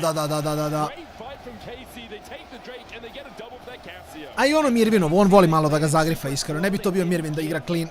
The advantage, the opportunity towards MKOI, and you can see how good their defense is of the backline. It's so difficult to break their formation as the Equalizer goes down. Mirwin goes too far up, and he gets CC chained and just ends up dying. And then after that, Alvaro's already used the hook shot, so he can't really go anywhere. And this Galio pick is doing so much work here alongside the CC of Leona. Great stuff from KC. Over-eagerness from MKOI. Like, the Drake is gone and your Rumble is walking into 5 players of the enemy team. Yeah, I think, like, the way to play this MKOI comp is you need to find the window where one player missteps, one player's... There's a good engage to be had. And that's exactly what KC are looking for. As Yike goes in, flag and drag out. Now Busio needs to retreat, does still have the flash. Jojo on the chase, dashes across the wall for the chase. Busio mrtav. To pick it up with a Dustbringer. Kana flashes in, gets the double taunt, super cleanses away, and Alvaro's got a full second in exchange of support. Petrifying Gates did come out from Yahoo, but didn't land the stun on anyone. It's a 1-for-1. Jojo showcasing some nice Akali mechanics there. Choosing to put the shuriken over the wall so he could go back when Busio flashed over. Mirwin didn't end up joining the fight, so it was a 4 versus 5 in the end, but he got some plates. A lepo je nekad malo. Lepo je nekad malo isto. Kako je jučer na Asu? Znaš kako mi super bilo, čovječ? Može moj, jedan game izgubiš, dobiješ, znaš, bit će još partija, reci. Starts off with both just the KC support jungle wanting to fight each other. And I really like what Jojo did here, the fact that he puts the shuriken in the shroud so he's able to go back. And then Kana, really nice flash taunt here to force Supa's cleanse, take down Alvaro. Elio is forced to flash as well. Not sure how many plates Mirwin picked up in bulk, but hopefully at least one. At least one. It must. If he didn't get a plate, he wasn't auto-attacking the tower at all. As Alvaro's still only level 5. They're going to catch out Busio, who's on the rotation across here. Good solo player gets one stun, but the Shroud of Darkness coming out from the Nocturne means that he's not CC'd. An ace in the hole for Super, just to get an assist, as Mirwin secures his first of the game. And even though Alvaro's still level 5, still making a lot of proactive map plays on this map, able to find Busio there. And a lot of damage in this support jungle. I think this has always been MKOI's strength, how well they can coordinate Alvaro and Elioya together. Super needs to be careful in rotation here. Kalis can knee over the wall, but he's on vision, so Super recognizes it. And I do think this meta should be very advantageous for MKOI, especially if Super can adapt and play. Ja mislim da je veliki problem, kad je već caster dotakao metu za koji. Sad je cijela meta cheese i onda koji nema prednost u cheeseovanju. I mislim da je to mnogo veliki problem.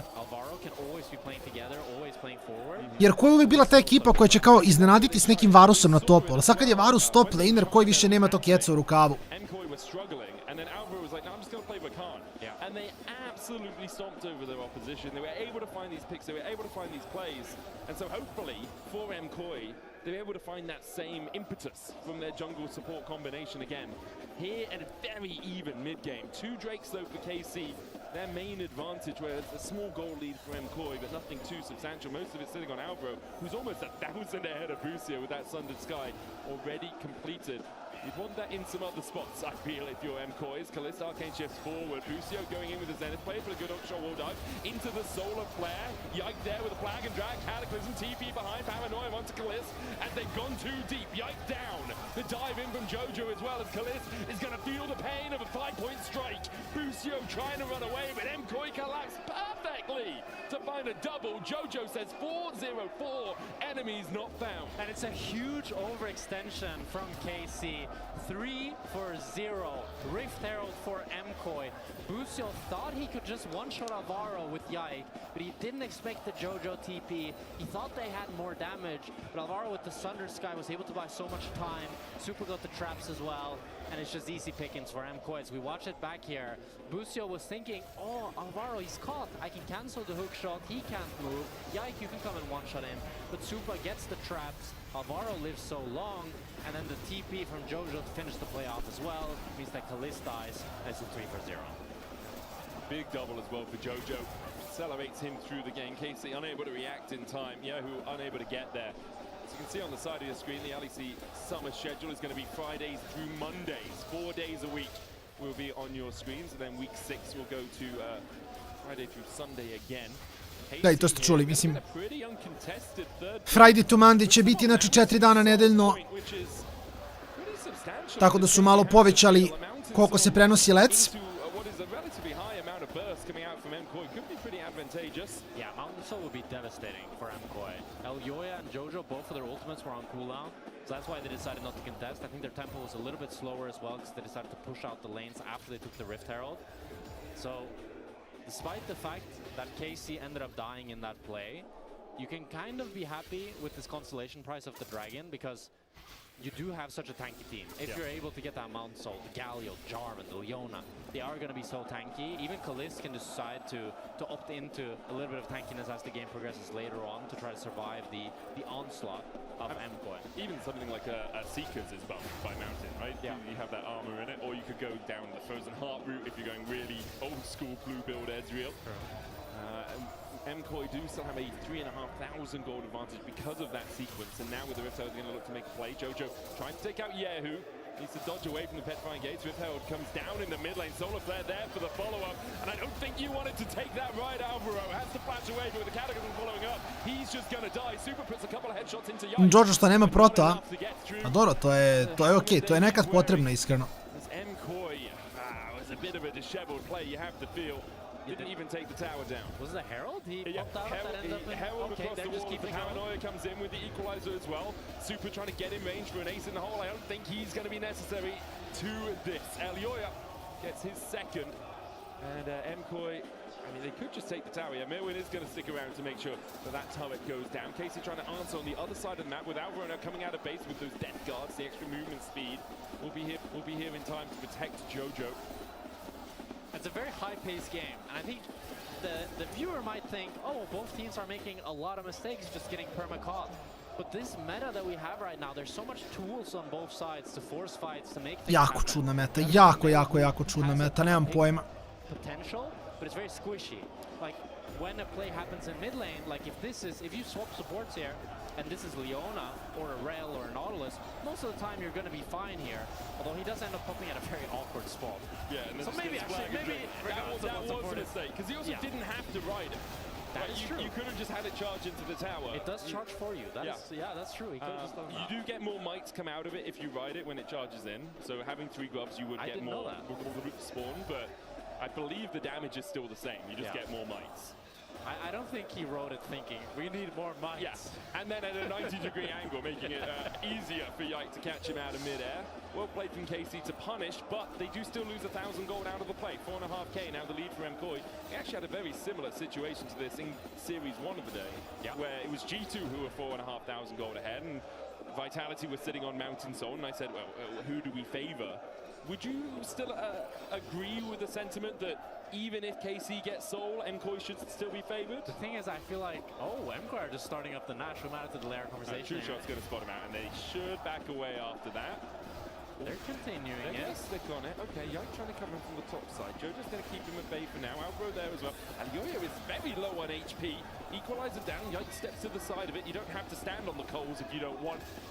And with the TP coming out from Yahoo, feels like that's enough of that for the play. That play felt a bit awkward, but all things considered, they get the TP from Yahoo, and all they will really lose is the Nash vision, as KC should be able to clear some of it out. They might actually not even be able to clear out the pink ward that's on the Nasher.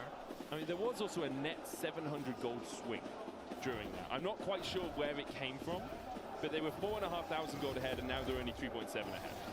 So they did lose something more for spending their time around the Baron. They get the TP out of Yahoo and now pushing the wave out and get themselves a little bit more gold. Yahoo and Kaliss looking for Jojo.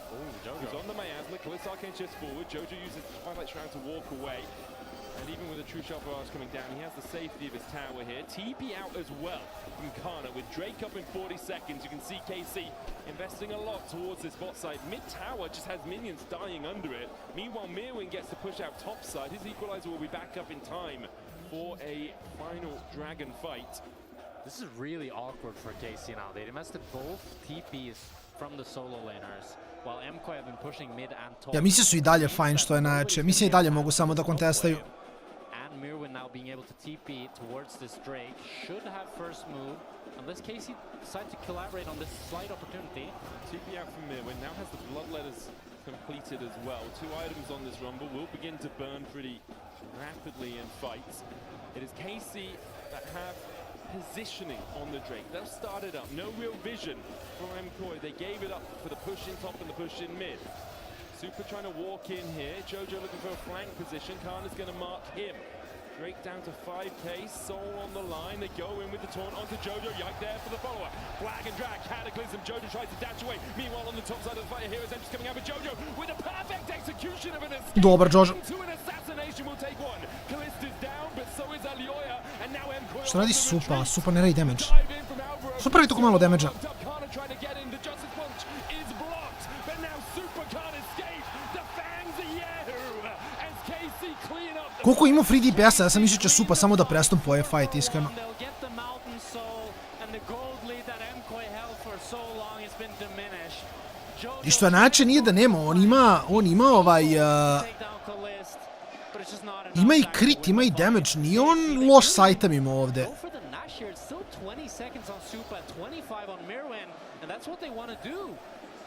The risk is Elioya is up. No paranoia on him.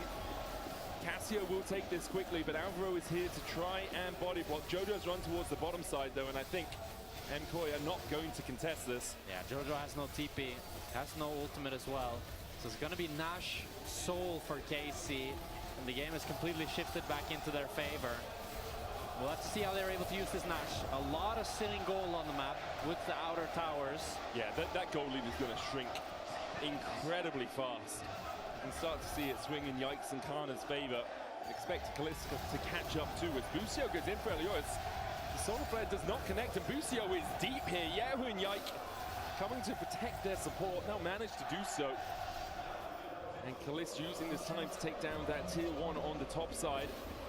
Things back from KC. They all want to retreat together. They still have 2.5 minutes on this barren buff. Mislim, oni sedu na 2,5 itema, čudno mi je, nemam pojma. Navikao sam da Kitli radi malkice više, iskreno. Trying to flank, but he gets collapsed on, and that forces Elioya's hand to go in. And even though it looks good with the fact that they one-shot Kalist, the truth is that Elioya falls and Jojo is as good as dead. He can't contribute anything to the fight. And Super gets exhausted and he doesn't have the damage to break through the front. Ok, ali nije hteo da klenzuje egzost, to je još jedna stvar.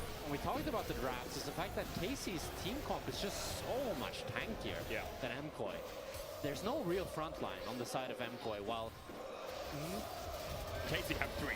You've even got 4 so you much, could argue with how tanky Yehu is. Jojo's caught out, has to use Weather Execution to get across towards the blast code, and now with Soul as well. Like, everyone is so difficult to kill unless Super has that time to open up, and even though he had a little bit of time in the last fight, you're also risking a Flag and Drag, a Zenith Blade, a Solar Flare, a Miasma, a Idol of Duran, the Taunt from Galio, a Justice Punch. There's so many ways that you can be gap closed on, and so few ways for you to actually escape, and so few ways for your teammates to stop those engages from happening. Super needs LDR. I think once he gets LDR, fights can be winnable again for It's MKOI. rapid first. It's going down the rapid fire cannon before he gets his last whisper. I believe with the Zeal and the Scout Slingshot. First. I mean, I understand it. He is playing against the Astral, and he wants to try to get the poke, but Mirwin flash away from Mirwin. Busio happy enough just to stand under this tower for a moment. Yike looking for the get. Look at how much damage Alvaro took. Just trying to answer the pressure from Busio.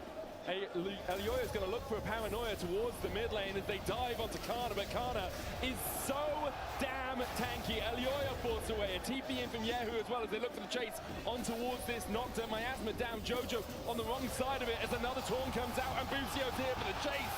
A cataclysmic event in the base of MKOI. Ali to ti je Ogi, ali ista stvar, bukvalno ista stvar. KC bit it off a bit more than they can chew. 2 for 1 here as they're able to take down Super, but they wanted to go for a bit more. They won't be able to break the inhibitors with this Nash, but they took away MKOI's gold lead and got one for themselves as they now head in towards the Elder fight in 2 minutes. 150 seconds before we get to the Elder. You can see MKOI lining up for this. Like, Elioya is walking across, and the immediate snap reaction from KC to go in. The problem is it's just MKOI don't have real targets to go on. The only real player that they can look to one-shot is Kalist, but Kalist is playing quite respectful, and even then it's an S-roll with an arcane shift. It's pretty easy for him to maneuver around.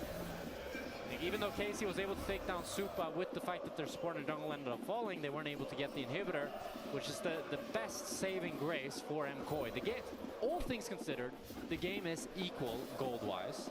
The Mountain Soul is on the side of KC, but it is just that.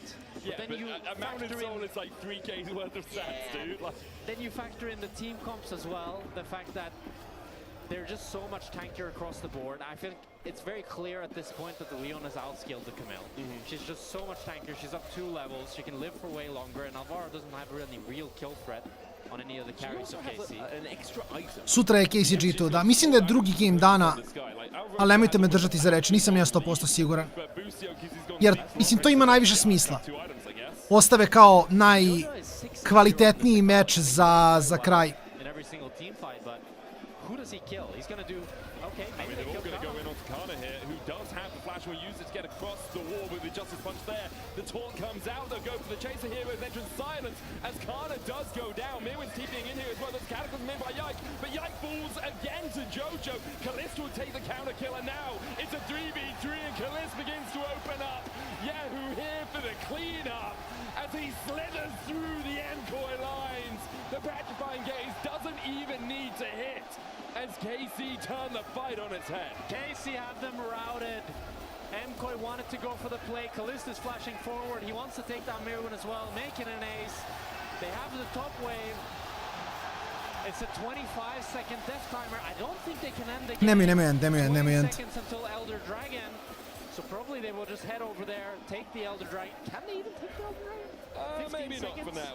They're gonna have Maybe to not. base. We might just have another fight as we watch this one back. It starts off with Encoy wanting to go for the pick, but Kana buys so much time with how tanky is flashing away. Ali jeste drugi, da, ima smisla to ostave za kraj, ono najbolje za kraj, realno. Sacrifice his life to put down the Cataclysm, and then Yahoo can just take down Supa, and Kalista can open up. This fight is the problem with both team compositions.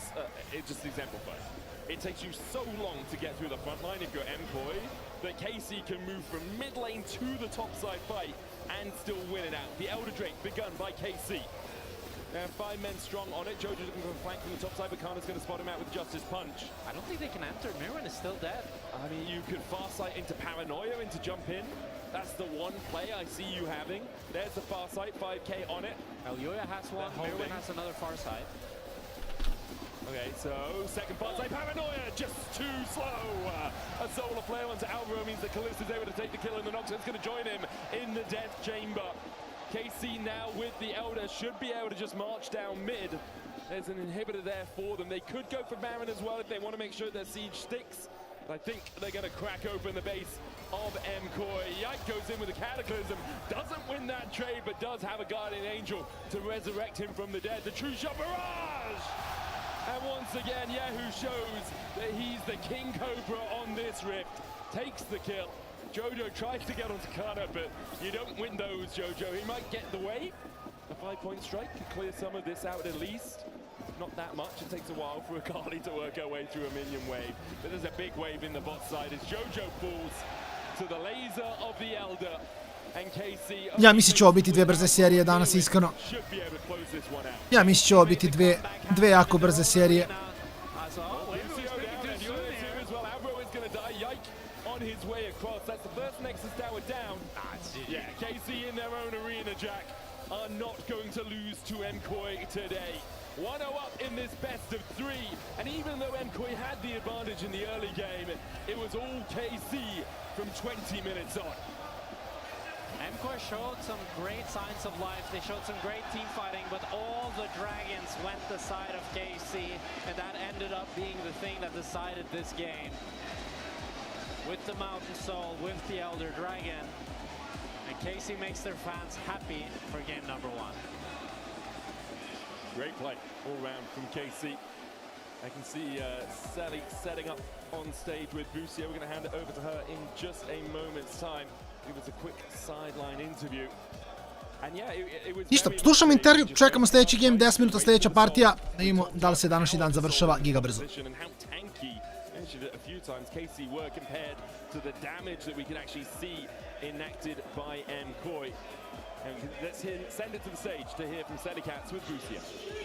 Extrêmement bien accompagné par Busio. You took down Koi in game 1, and since you're a Camille player yourself, what did you identify as the key to countering AORUS pick?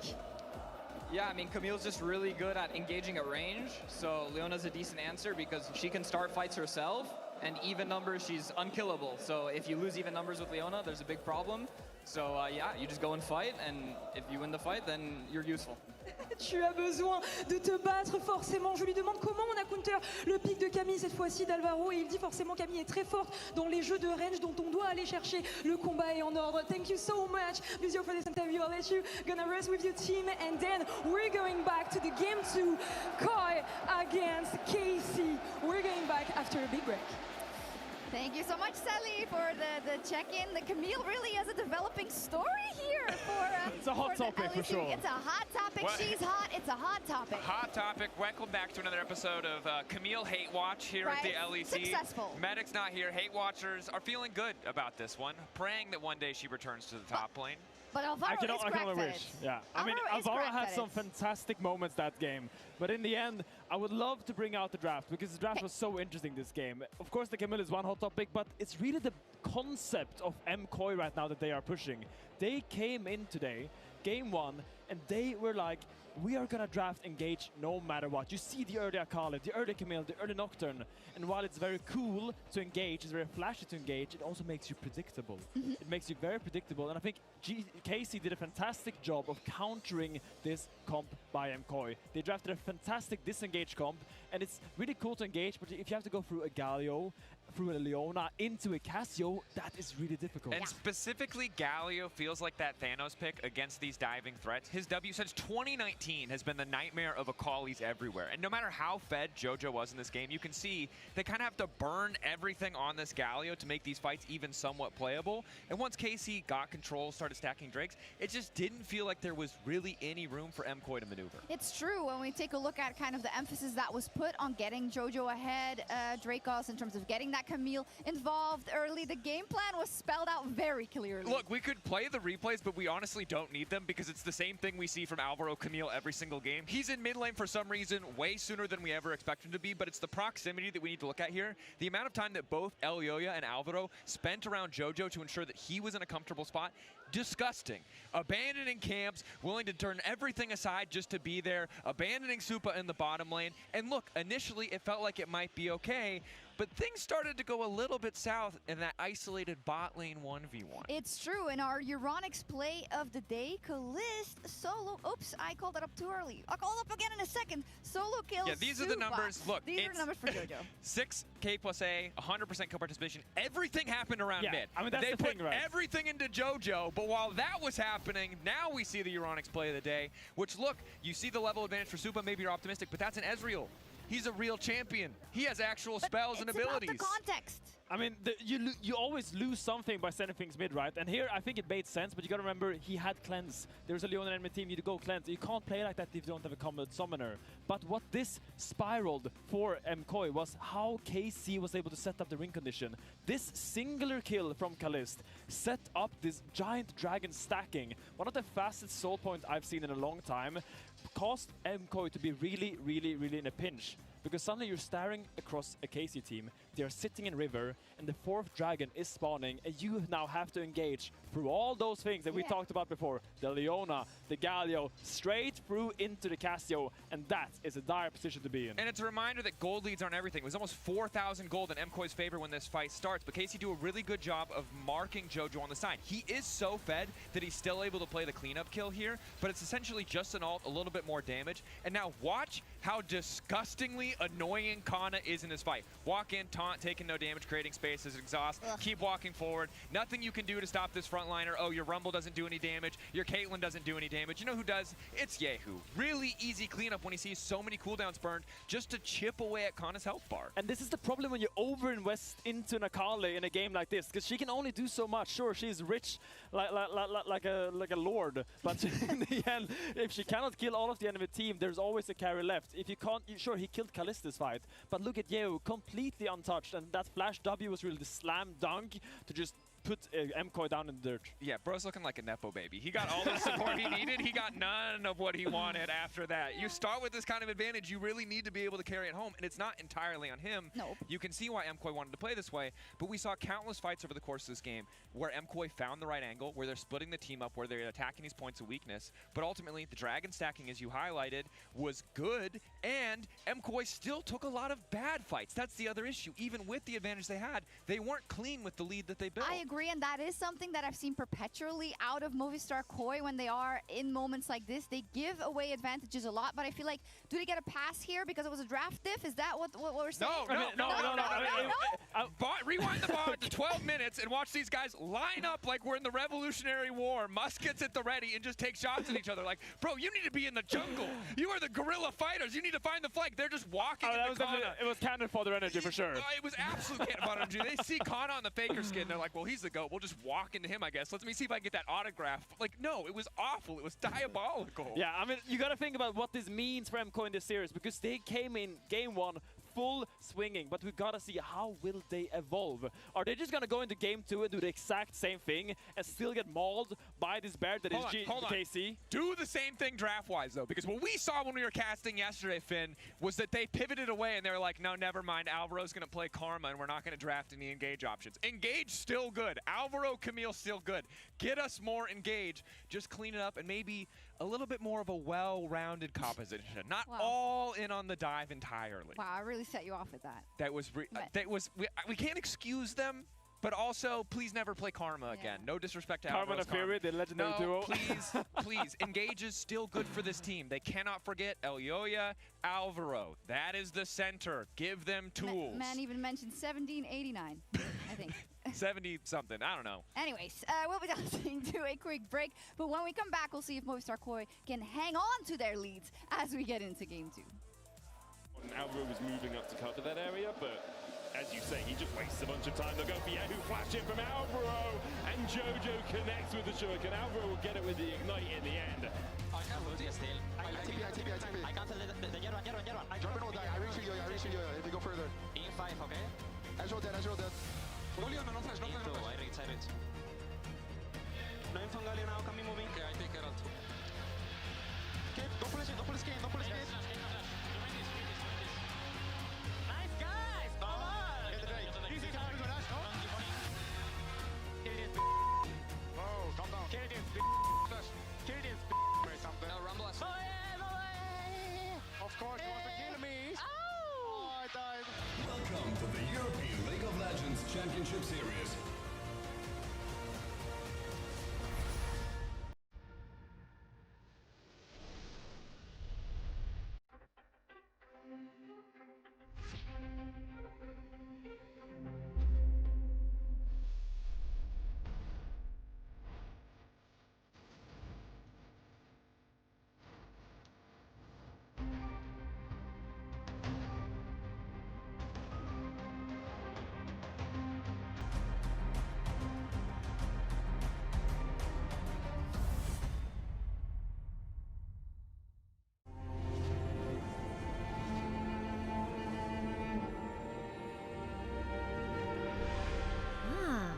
A new champion.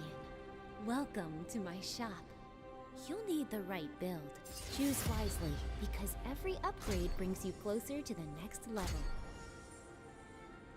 So tell me, how will you level up?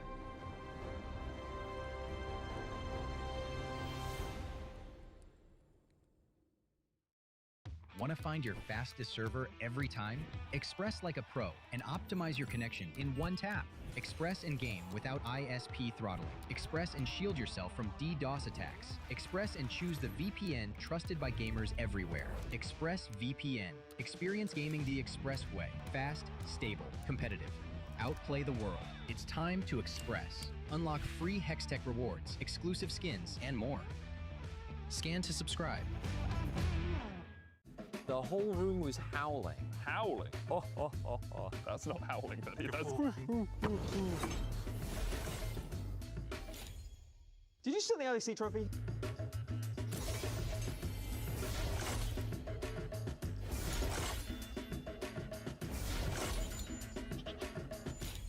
Okay, you can call it.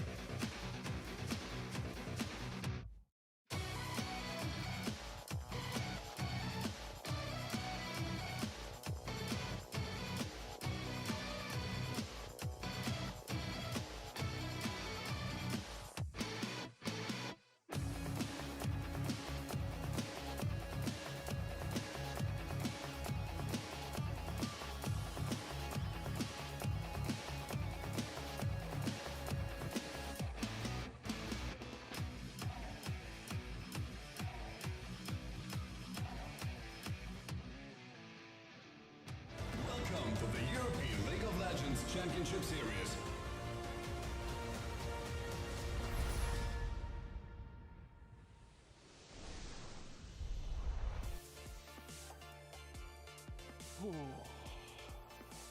And welcome back to the LEC, or the EULCS, depending on which nomenclature you want to use. We're going by both this weekend. Yeah. KC with a great comeback victory versus MKOI. And we had a little discussion in the break, and we were talking about how you could kind of see it coming from draft.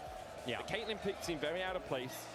And as soon as you have that Caitlyn pick there, you don't really have a way to get through these tanks effectively. I feel like MKOI really needed the Kai'Sa, because then you have more explosivity in the early game fights, and Supa has so much more reach to join the backline.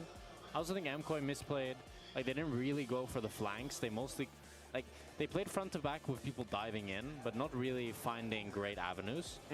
I do think, though, that KC, with how tanky their front line was, it became super easy for them to play and super streamlined. Just don't give them a crazy engage, stack up as 5, run around as a ball, which is always a pretty, I think it's like a classic front to back. It's like a Protoss A move sort of strategy. It's like, hey, you can't get through my Colossi. There's too many of them. They've got a Mountain Soul. Impossible for you to win. We are into draft, and MKOI chose first pick with the right first selection. They'll be on red side because KC chose blue side. KC are going to get rid of the Vi and the Lock, which are the same bans as game 1. Jace and Syndra taken away by MKOI. Expect to see an Orianna ban as well. She's very strong at the moment, and Poppy will be the final ban from MKOI. It's a shame we haven't seen any more Lock other than like Caps having a bad game on it. Because I was really curious to see. I mean, obviously every team thinks it's very OP with the fact that they're permabanning it. But I feel like it looks like a very fun champion to see in competitive. Kind of like similar to Silas. A lot of dashing, a lot of execute. We did see it in the show match, and it had an execute percentage of 27% by the end of that game, I think. Which is pretty OP in that game. Pretty strong. Orianna has made her way through. Lee Sim was the final ban from KC. They don't want Elioya getting his hands on that. So the question is I think Orianna... it's Orianna first pick. Yeah, you have to feel that, don't you? Yeah. I would be very surprised if Jodo doesn't want to go for it. We'll see what KC wants to play into it, though. They decided to ban the Lee Sin instead of the Orianna. So they must have something planned. The Akali is out, so you don't have that, like, kill threat. And if they go for just, like, a standard control mage, then it's going to be the Victor, but this could be towards the bot lane. And then Shen locked in alongside it. Again, Shen could be support, can be flexed towards top. Even jungle Shen, especially into things like Vi, is something we have seen. Obviously, Vi banned away by KC. MKOI now thinking about likely their jungle bot. You kind of need physical damage if you're going to run this Orianna. So Neferi makes sense there because you still want to keep your options open of a mage bot. We saw Super on the Kali yesterday. He had a good time on it. So wouldn't be surprised if he has a few other mages in his arsenal at least. Yeah, Neferi has pretty good ball delivery for Orianna. Still no frontline though for MKOI. They could also just decide to go for support here. Go for something like the Rel.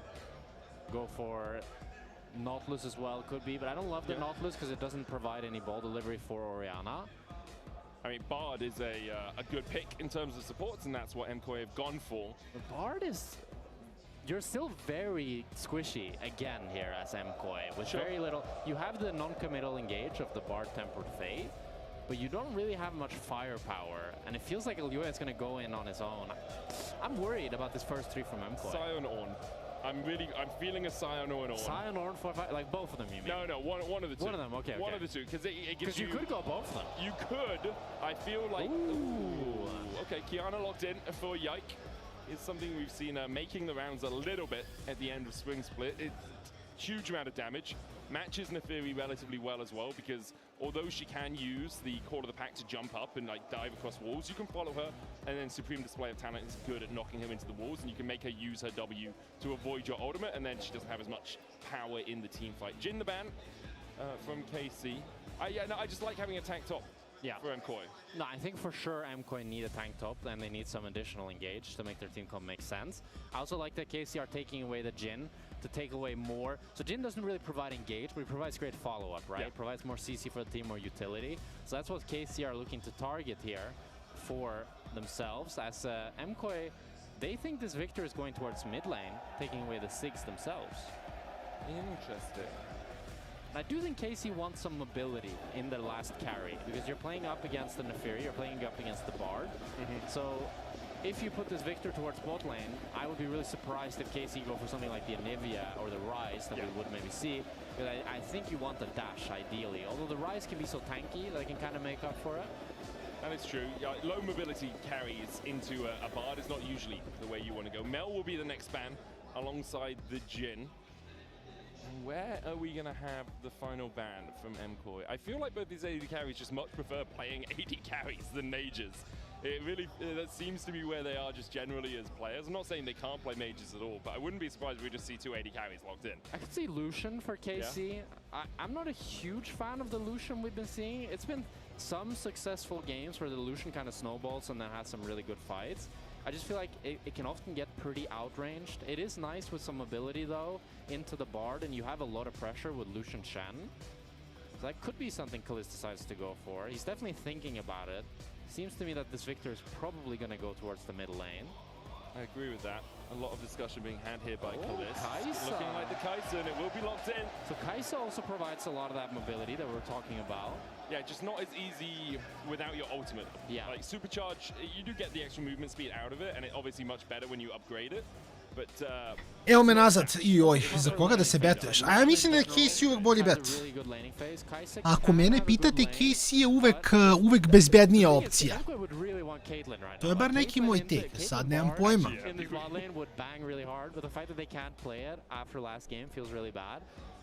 It's going to be Ambessa for Mirwin though, so... We are again lacking that tank. AD carry-wise, or bot lane, I guess is what I should say. A lot of discussion being had here by Super. So you can look in an AP champion. You have enough physical damage. Yeah. So what do you want to go? Tristana. Oh. Okay, so it's aggressive.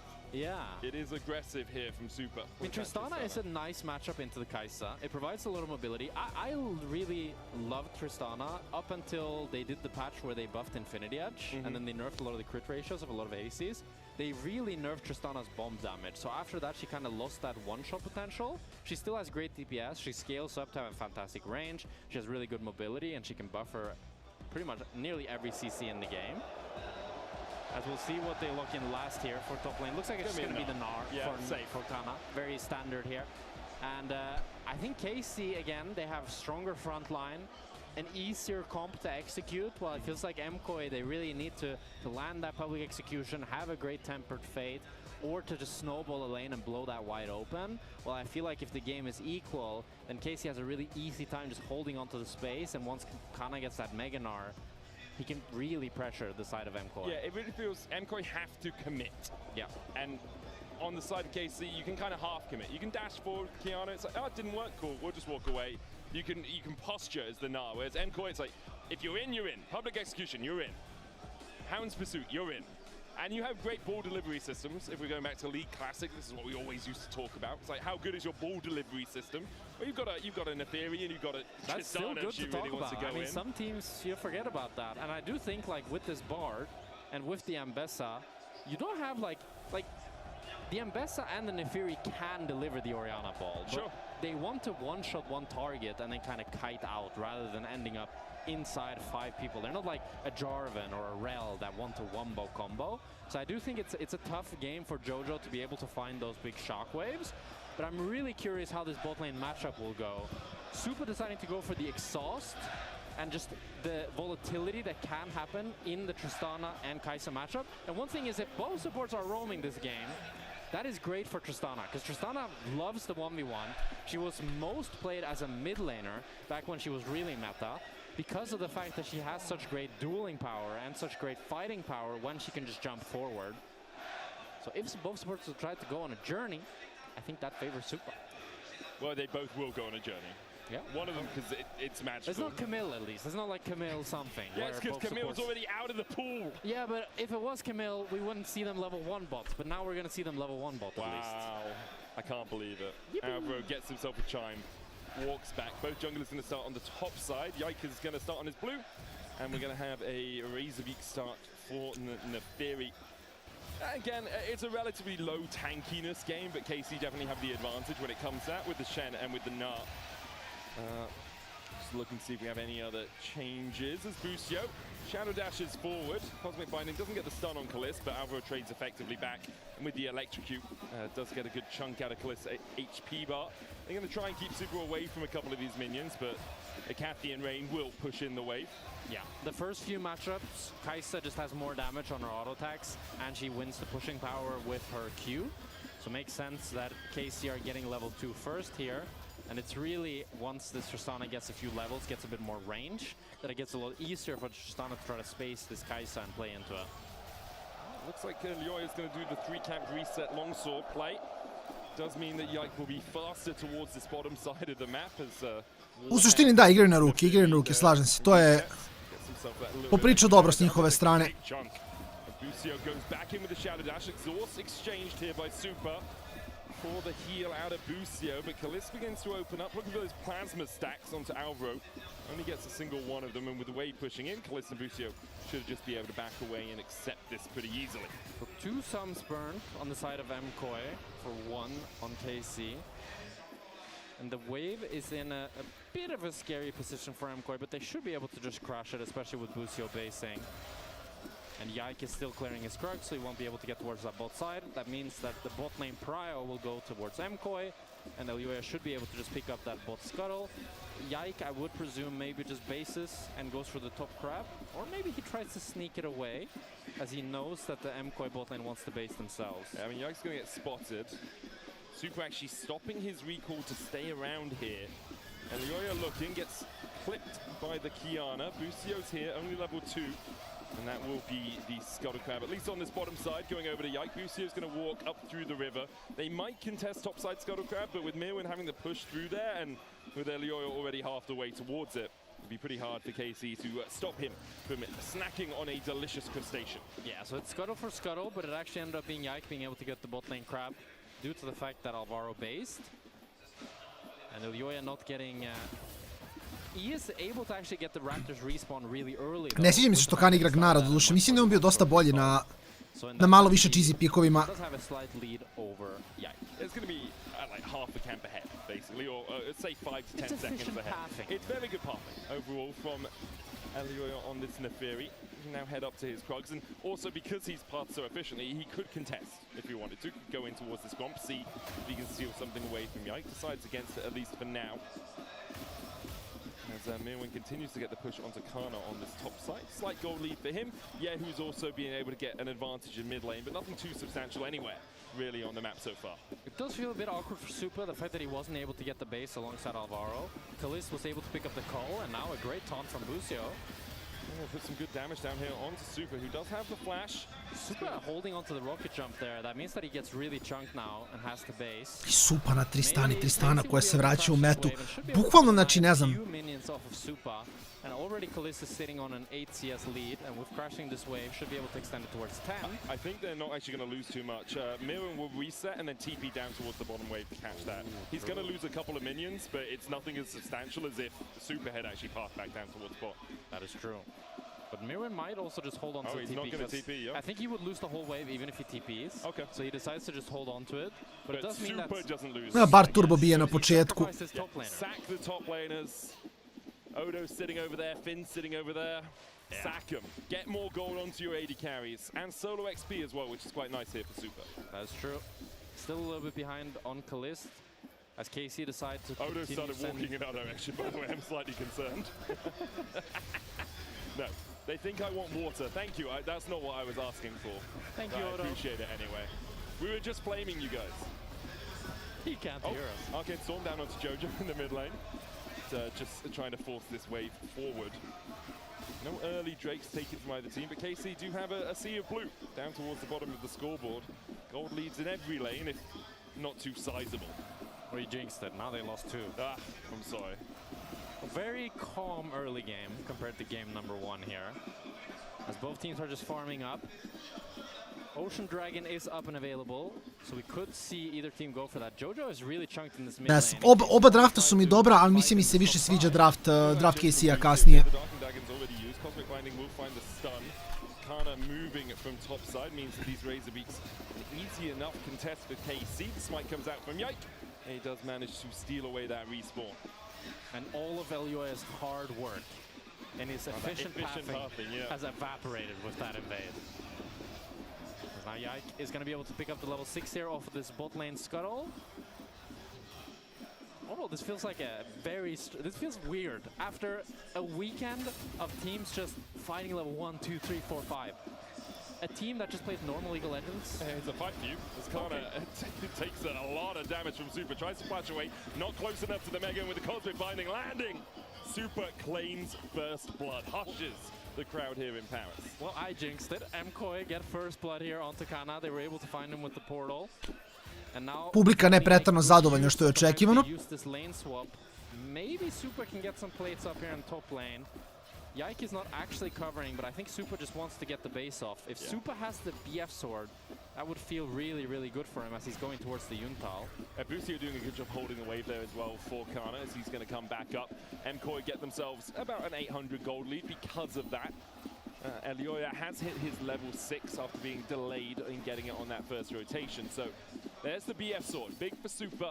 I wonder if that means MKOI might look, I was thinking they could look to switch Super back down towards the bottom side, but Super ne znači ići na Yuntal ili na... rather than fighting over a dragon. I mean, also, if we think about the... Ili na Storm Razor, iskreno. Nisam siguran na koji build ide. Are the most common range top. So it makes a lot of sense to just put Super up against this Gnar, especially with how they struggled in the early laning phase in the bot lane. And it doesn't look like KC are able to put up a Drake for themselves in response. So overall, some good macro plays from MKOI to put themselves ahead. I mean, across the board, you look at it, Miriam was relatively even with Kana when this lane swap happened, and Super was beginning to fall behind Kalist. Super is now 300 gold ahead, and Miriam is 200 gold ahead. So now Kalist is moving up, though. KC, they've started up the grubs, and they want to Mislim, pričao sam o tome ranije, ali u suštini meta je samo takva da ti više odgovara ti mage bude na botu sad. Knowing them, I think they do. Alpha is still only level 5. Cosmic Binding does hit onto Busio, but doesn't connect for the stun. Bit of vision cleared out by Busio. Ward in the back of the pit. Jojo needs to be careful of Yehu here, who puts down the gravity well. The Arcane Storm gets the stun right on the edge. The Storm out. The Shockwave will pull him back. I don't think Yehu has quite enough damage to kill off Jojo in exchange of ultis in mid lane. Mirwin is roaming all the way from bot lane, though. He proxied the wave, and if Yehu hits this mid tower, he could look for a public execution. I'm not sure if Yehu is respecting it here. He's going to be spotted by the minions as soon as he walks into the lane. Yeah, who does respect it. Puts down the gravity field, says, okay, if you're going to try and execute me, you'll be stunned when you land. Okay, so MKOI just decided to have Mirwin hitting the bot plates, proxy the next wave, while KC got 3 grubs for themselves. I would say KC pretty happy with that trade, yeah. It does mean, though, that Kana's now down 500 gold onto Mirwin. We'll see how Mirwin can pilot that. Maybe already has the Eclipse? I don't think, no. Not yet, right? No, he already has the Eclipse, actually. Very early Eclipse here from Mirwin with how many plates he's gotten. He's got no boots, he's got a shield, and he's got a health bot alongside it. So he's been very frugal up until this point to afford this Eclipse. Whereas Kana's gone for the plated steel caps, the helm, the longsword, the cull, the dagger. So the trinket. Imagine if you had to pay for trinkets. I mean, back in the day, you kind of had to. Yeah, you just bought wards, right? Yeah. But I think they should take trinkets out of Classic. It does feel wrong, even though it came in Season 4. I want to spend 400 gold on an Oracle's Elixir, immediately die, and then feel like my game is over, you know? Yeah.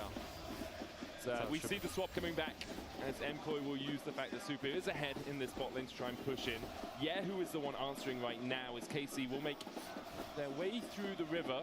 Busio trying to get awareness on where Albro and Elioya are.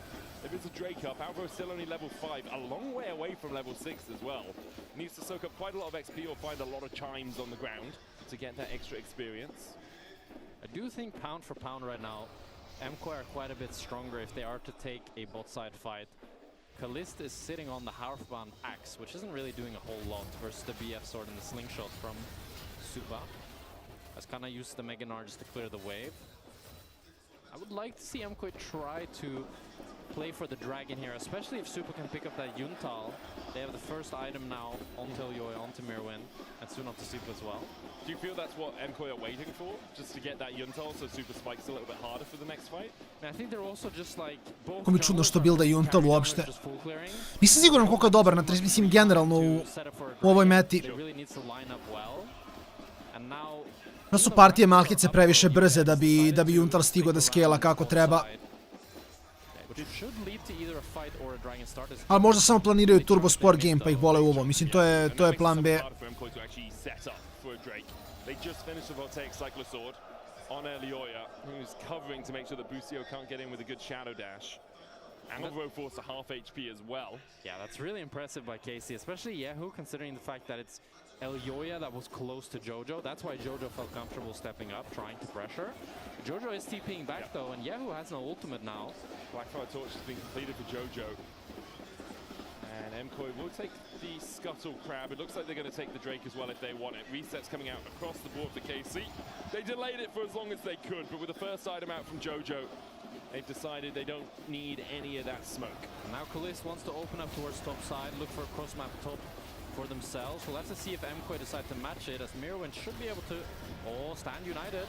Public execution coming out as well. The shadow dash from Busio should be enough to catch out Mirwin here, who tried to dash away. To support Shen, boga mi. Support Shen, radi posao. To clean up that play. Really good macro play here from KC. They recognize the fact that MKOI are going to go for the Drake. We want to send numbers up towards top. Mirwin doesn't respect for a moment. Then they can use the stand united. But Super and Alvaro, they're opening up towards top. They want to defend the top tower, defend the top side jungle for Elioya. So it's just going to be a kill for KC, with Kana TPing in bot and trying to get some plates for himself. But Jojo's actually defending that bot side wave.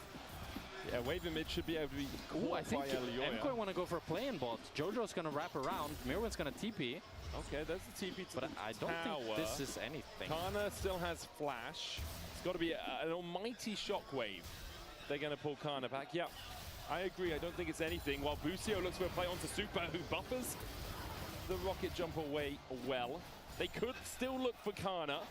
Elioya's on his way across. Kana about to go mega, but running. That's the flash.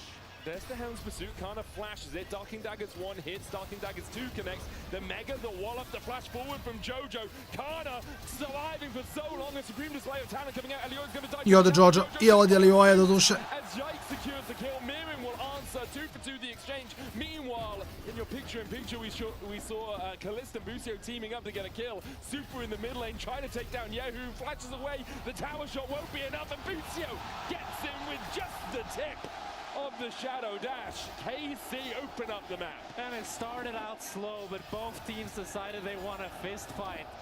And it's KC that end up on top as they killed him on mid, they killed him on bot, and they should be able to get some plates in mid as well.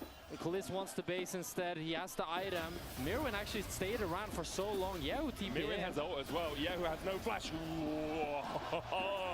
The nerve to the public execution buffer time, enough there with Yehu having the siphon power for the extra movement speed. And KC striking back here as we watch this. It starts with them really wanting to get onto Kana, but Kana flashes the shockwave. That's the crucial part of this play. If he gets hit by that, it's an easy play for MKOI. They just one-shot him. But because he buys so much time, Yike can rotate. He can get the supreme display of talent, take down Jojo. And even though he dies to Mirwin, he really salvages the play for KC. And then, top lane. Yeah, while this is happening, Alvaro's actually caught on a rotation. I didn't realize Alvaro died as well. Super's going mid, Alvaro gets caught by Busio and Kalista and dies. And then Super. And he fail flashes as well. Yeah. A disaster across the... and he fail flashes as well! Oh, God! Oh, close your eyes! Close your eyes! And then Super all-ins in mid lane, think he can kill Yehu, and he just can't. Oh, my God. Wow, that was... Look, Bard isn't for everyone, okay? Okay, Rift Herald.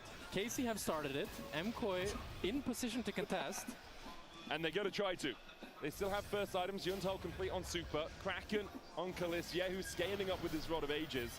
They're not as strong as it could be. Jojo, good damage to the command distance across the wall. And looks like Rift Herald should be secured here for MKOI. Ako ništa mogu da vidim šta Kajsa treba da builde kao igra solo queue fazom sutra prekostra. That should just mean that they can get the Rift Herald for free. And there's no cross map available for KC. So MKOI should be able to... A kapiram da samo ide na Rage Blade svakako. If they can break that mid tower with the Rift Herald. They also do have the first dragon, even though it was taken very slow. So it's going to be a really, really slow soul game if we get all the way there. KC does have a bot wave, but I don't think they can really use it with anything with Super opening. I mean, I think the plan is if Super opens, doesn't spot Yike, you catch him out on the move, right? And that's maybe what's Yike happening. goes in, Super spots him, Supreme the same hand, good, buster shot back, means Super has time to buffer out the jump. With the Stand United coming in from Busio, would have been an uneven trade. TP coming in from Jojo as they look to answer with a play towards the top side. Yehu trying to survive underneath this tower, has the Arcane Storm, the wave cleared out with the Rift held there. Yehu's about to be in a 4v1. He steps forward, Eliora goes in with a House Pursuit, and there's just no escape. There's no way out of that one. I thought for a second Yehu might be able to do something, but MKOI collapsed well on the top side. It's a proactive play from MKOI. They get the top tower, they get the kill. Kana was thinking about basing and TPing to save his mid laner, but he decided against it. Just decided that Yehu's dead no matter what. I'm gonna push this bot tower myself. And they were also able to push in mid. But MKOI will even be able to pick up the tier 2 actually with the second Rift Herald charge. A really good proactive play from them. MKOI are giving up the Drake for this. You can see the pings coming out from KC. They'll even it out at 1 apiece. They got the tier 1 on the bot side. They got tier 1 in mid. So still a gold lead for KC overall. And they will even out those neutral objectives. Kalist, the real beneficiary so far this game of everything that KC have done. 1.7 thousand gold ahead on this Kai'Sa. Likely to, I mean, he's probably got it completed, well, most of a completed item back. Oh, a recurve bow and Amptome. It's almost got that static shift. Static shift? Rage Blade. Rage Blade, sorry, my bad. It's Scout, it's late, okay? It's late. It's 8 p.m. I also said that Kalist would hit bedtime. mid tower when he had like 0 mana. I'm like, of course he's gonna base, you know. It's Rage Blade second. Yeah. I mean, once he gets that Rage Blade, he's gonna be really strong. I hope he goes AP, because I really hate AD Kai'Sa, and he has like the physical damage to go it. And once he gets that, that's when Kai'Sa really comes online. Like AP Kai'Sa just scales so incredibly well. Super, however, no slash of his own in the scaling department. Like a full crit Tristana can do a lot of damage, but with how far behind he is, it's not going to be able to do a whole lot. As MKOI need to back out of their own jungle here. This is not safe anymore. Yeah, giving up their red. Yeah, who's pushing through top side as well. It's a big wave stack. Should be the tower for them. It's tower for tower. Yeah, there's the exchange. Next objective up in 90 seconds. It's Rift Herald. KC are the ones setting up around it. You can see deep vision that they've placed around that red buff. Sad je legit taram. And Elioia dashes To je legit taram ih. Heal used as well from Alvaro. Super's making my heart rate go up. I feel like with how far up he's clicking, if Kana decided to go for the flash ultimate there, it could have been scary for him. I mean, he of course has the rocket jump to always buffer, but if he gets CC'd, he gets the mark from the Kalista, and then from the Kai'Sa, we're both tired, I think. Yeah, I know. Then Kalist can ulti in. Is now the Rage Blade picked up from Kalist. Yeah, Kalist is like basically a full item ahead right now. He's very strong. Expect them to play around the Rift Herald. Busio with the Zeeks still looking for those possible engages. Stand United onto a Kiana, onto a Nav as they jump in. MKOI have gained control of this bottom side. There is a red buff spawning, and now they might actually just look for a play in mid, because KC are outnumbered. Hound's Pursuit in, Kalist flashes away, double TPs as they look for the collapse. KC want to take this play, a good tempered bait, Mirwin diving onto the back line, but there's a good Nard double wallop, and the damage on the back line of MKOI is just too big. Jojo falls first, Elioia forced away, Super trying to survive, dashes, but he face plants into a wall! What is it with the MKOI bot lane and the jungle walls this game? Mirwin misses the public execution, and Kalist brings down the guillotine! Alvaro has to flash away, but KC with a perfect collapse clean up MKOI. And KC, they've routed them. A really good TP from Kana to flank them. And Super tried to hit him with the buster shot to bring him out. But Kana said, no, I'm flashing in. I'm making this fight happen no matter what. As we watch it back, it starts with MKOI pulling the trigger. They wanted to get onto Kalist, but Kalist is always going to flash this shockwave. Even though he gets hit by the Tempered Fate, Kana's behind, and he can now Mega Gnar them in, get them with the stun as well, and that allows Kalist to ult Kakav aram, with čovječ. the Stand United and really clean up the fight as Super. Okay, I mean, it's a hard short wall, man. you know. It's a difficult wall. He's far away from it. It's just funny to watch a short It does look really you know? funny. What looks funnier, that or a short barred portal? I think short barred portal. Bard portal is funny because you can go through it. That is true. Repeatedly. The 1 pixel portal. Yeah. And it's like KC now with a 3,500 gold lead. And Seekers picked up for Kalist. I love that. That's a really good adaptation to the engage from MKOI. And now if EULCS ever wants to go for that Hound Pursuit, Kalist just presses the stopwatch, and if Jojo even invests the Shockwave as well, it's just a 1-5 from KC, probably just from that. Yeah, you can see they've doubled as well. Yeah, who picked one up earlier, hasn't have to use it before. He's almost up towards the Zhonya's with a needlessly large rod in his inventory as well. MKOI trying to posture around the Baron, but the Gravity Well's going to stun up Jojo, and I don't think he gets out of this one. Yike displaying his talent in the Adidas Arena, grabs himself a double, and it's rapturous applause from the KC Massive. And KC with 2 kills. They're thinking about the Nash, and they think they can go for it. Kana's going to stick in mid here, not allowing Super to get the tower. And the MKOI, they know it's gone. EULCS goes for the Crux. Mirwin pushes in the bot lane. But this feels like we've seen this from MKOI so many times. These random mistakes. Jojo just gets stunned by a Victor gravity field. Just like that. I mean, they're just walking through a choke point, and Yahoo has been very on point with this Victor. Like 0-1-5 hasn't picked up the kills, but has been so good at placing these gravity fields well. You can see Jojo's just he steps back into it, and then Yike just very happily mops them up. Yeah. If you make those mistakes, that is game losing. That is Nash for KC, 2 kills, and they can use this Nash to pick up the tier 2s. And play for Dragon as well. 5,000 gold lead already for KC. Should be able to pick up a lot more with this Nash. I don't think they'll be able to break the inhibitors. Supa picking up the Lord Dominic's regards. Learned from last game.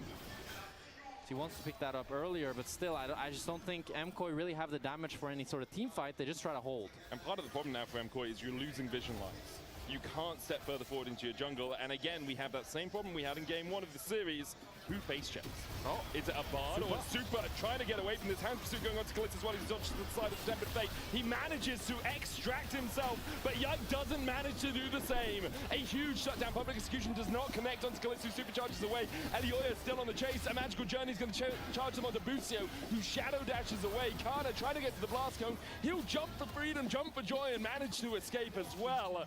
Meanwhile, Yahoo takes a mid tower, but MKOI show they've still got teeth.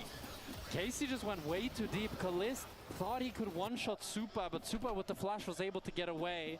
And Yike was 1,000 gold there, going over for MKOI, shutting down the gold lead a little bit, while also making the Baron power play negative for KC, as now Yahoo wants to look until EULCS has to stand united.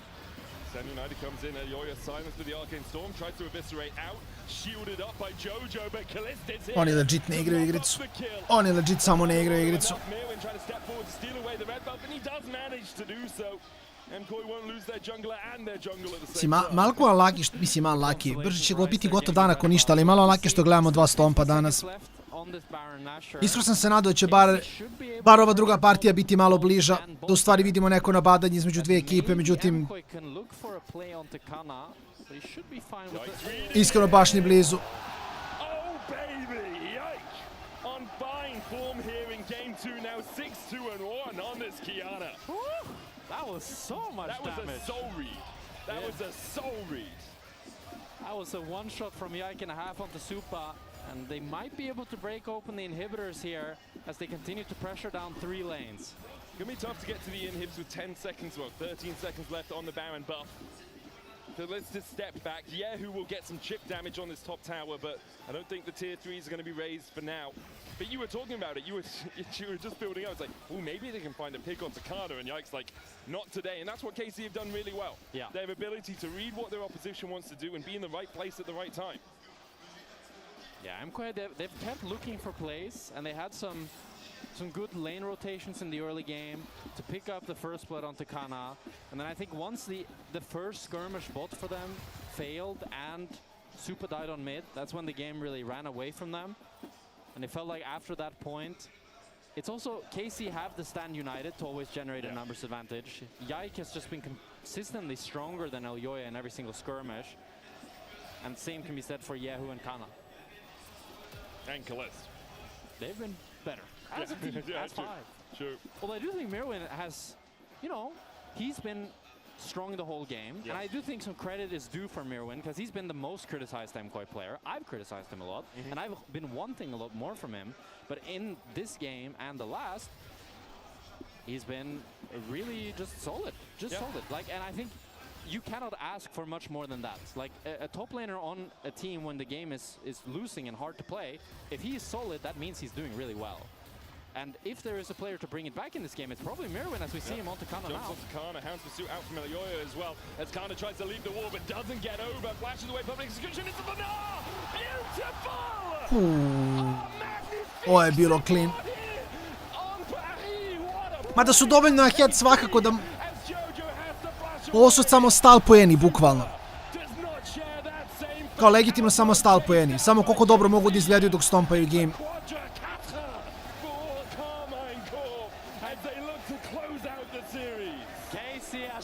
Mislim samo završavaju game. 20 sekundi dead timer i mislim da je to otprilike to.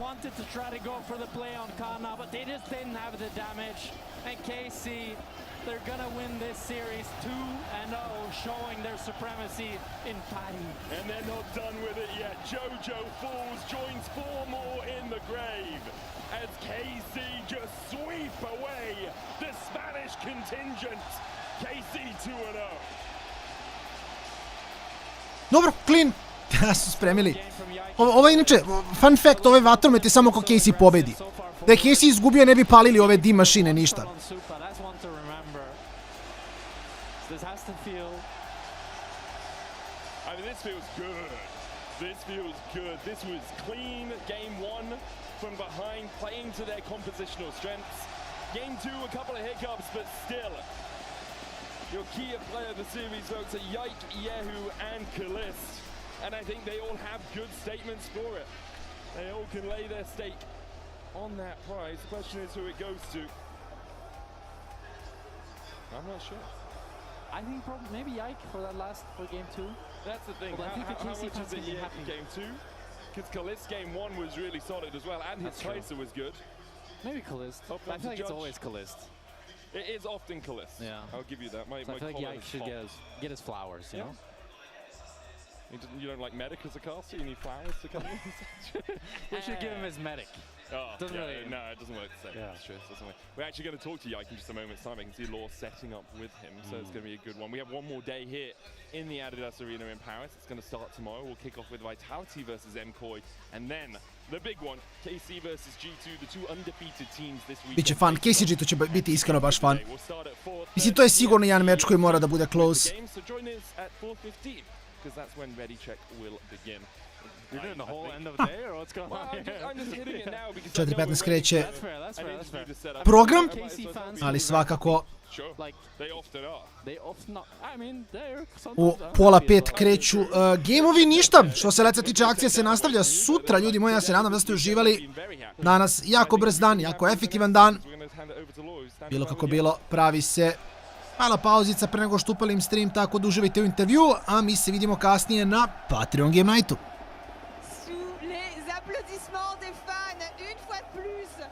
Yike qui a l'ascendant avec le reste de Carmine contre MKOI ici à Paris à la Adidas Arena. C'est une rivalité, mais ça fait longtemps que la rivalité va dans un sens. Yike, thank you so much. You're gonna like this. I told them that it's a rivalry against MKOI, but it's been a long time since the rivalry has been going one way. What makes it so easy to play against MKOI, especially this year? Yeah, I mean, I think MKOI is not really the same as last year. I think they were stronger last year, and I think we just worked a lot on how we can beat them, right? Like last year they were beating us more times, so it's good from them, but I think this year we're much more different. I think we're much better, and I think I'm happy that we're showing it. MKOI qui était meilleur l'an dernier, KC forcément qui est meilleur cette année. Mais même si Carmine est meilleur cette année, quelque chose qu'il a dit dans une interview récemment, c'est qu'il n'arrive pas à être constamment au-dessus. C'est une équipe top 3, mais c'est une équipe top 3 qui au final a fait runner-up au Winter, au Spring. Et moi j'aimerais bien savoir ce qui leur manque justement pour être enfin les premiers. You said that you're better than MKOI, but I know that you said in an interview recently that you're missing this thing to be consistent. You can be a great team, but you cannot consistently be a great team yet. What do you guys think you're missing so far? Yeah, I think it's just, I think we just think too much, you know, in the games. I think we overthink stuff, and that's what makes it like hard for us sometimes. And it's very easy to fix, I think. I think we're slowly fixing it as well, and I think we're improving a lot, so that's good. Ils overthink un petit peu de temps en temps et c'est sur ça qu'ils travaillent justement en ce moment. Le fait que peut-être ils sont un petit peu trop dans leur tête, prendre un petit peu de recul dans les moments importants et j'espère que c'est ce qu'ils arriveront à faire cet été. Moi il y a quelque chose que j'ai remarqué, je sais pas si vous avez vu, c'est Yehoo qui est de plus en plus à l'aise pour trash talk.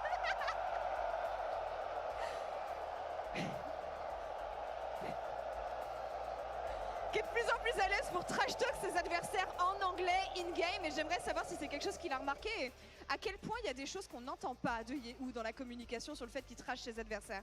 Something that we've heard, especially this game, was the fact that Yehoo is so much more comfortable trash talking in English. I'm not gonna say it here because that's not PG, but is there other stuff that we don't hear? How unleashed is he lately? Very unleashed. It's like he's really crazy in the comments, you know, and I really love it. You know, he's exciting us, and he's getting excited, and it's really fun. You know, I love playing with you. I think it makes it so exciting to play. Yeah. Who's teaching him? It's not me. I don't know. No, it's not me. I don't know who it is, but I don't know actually. I don't know these words. There's some words he like learned that no one said in the team, so I can't say. C'est pas Yag qui lui apprend en tout cas, forcément il a pas envie de vendre ses teammates non plus, mais Yehoo apprend l'anglais très très bien. Pas de ses teammates, mais il est très conscient de ce qu'il faut dire justement pour trash ses adversaires. Demain c'est G2. Demain c'est G2, demain c'est un match-up qui est important pour eux et malheureusement à chaque fois contre G2 c'est close, mais ça va dans la direction de G2, donc qu'est-ce qui les rend si forts et qu'est-ce qui pourrait aider justement à faire la différence demain? Tomorrow is going to be G2. We know that it matters so much for you. We know that it came close time and time again against them. So what do you feel like you're missing to get the advantage over G2? And do we feel like tomorrow is going to be different with the progress that you guys made lately? Yeah, I think usually when we play G2, it didn't go so well lately, but I think overall we learned a lot. We looked at all of the games against them, and I think the main thing is just we know how to play the meta more, like the champs we want to play, the champs they play. We learned it more and more, and we understand them more, and I think we learn a lot of how they play. So I think this time when we play against them, it's going to be very different. On attend un match différent forcément, très bonne connaissance de la méta, très bonne connaissance de Carmine, de leur force, de ce qui les rend forts et surtout de ce qu'a rendu G2 fort dernièrement.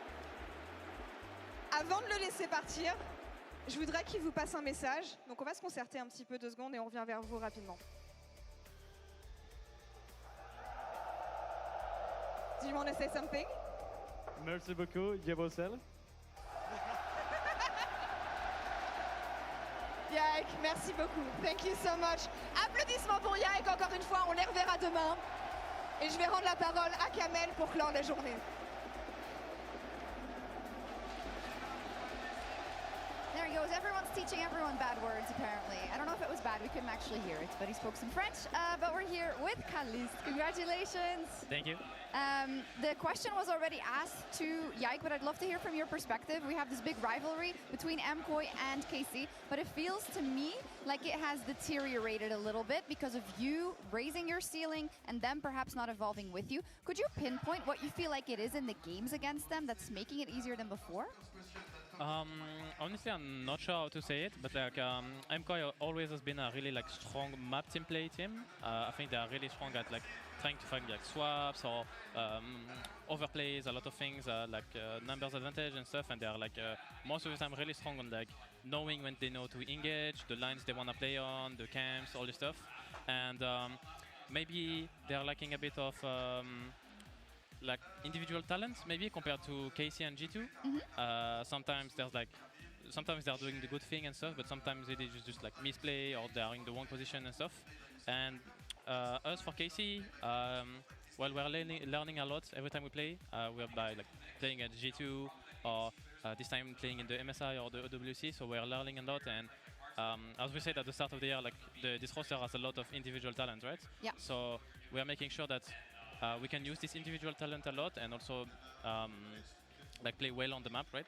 So I think, yeah, I think we are just evolving a lot, so I'm pretty happy. You could see it, I think, Yehu is also evolving every time we see him. G2 came out and Perks came out and said that after the international tournaments, they felt like they were maybe getting as much out of scrims particularly, right?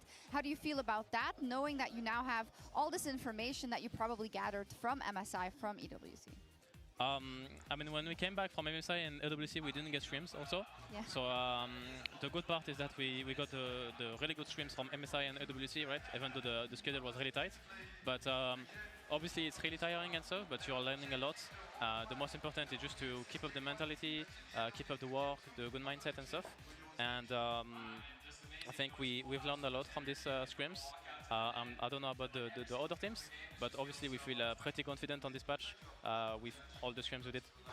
How is the energy on the team right now? You talk about it being really tiring. Obviously, it's just been going to all these international events. Now, your next 2 weeks, you don't have the hardest schedule. Tomorrow, obviously, G2, pretty tough opponent. You're playing Navi, Team Heretics, Team 2, Fnatic week 3. But how do you stay composed? How do you stay, energized to keep playing these games? Because we're going to go from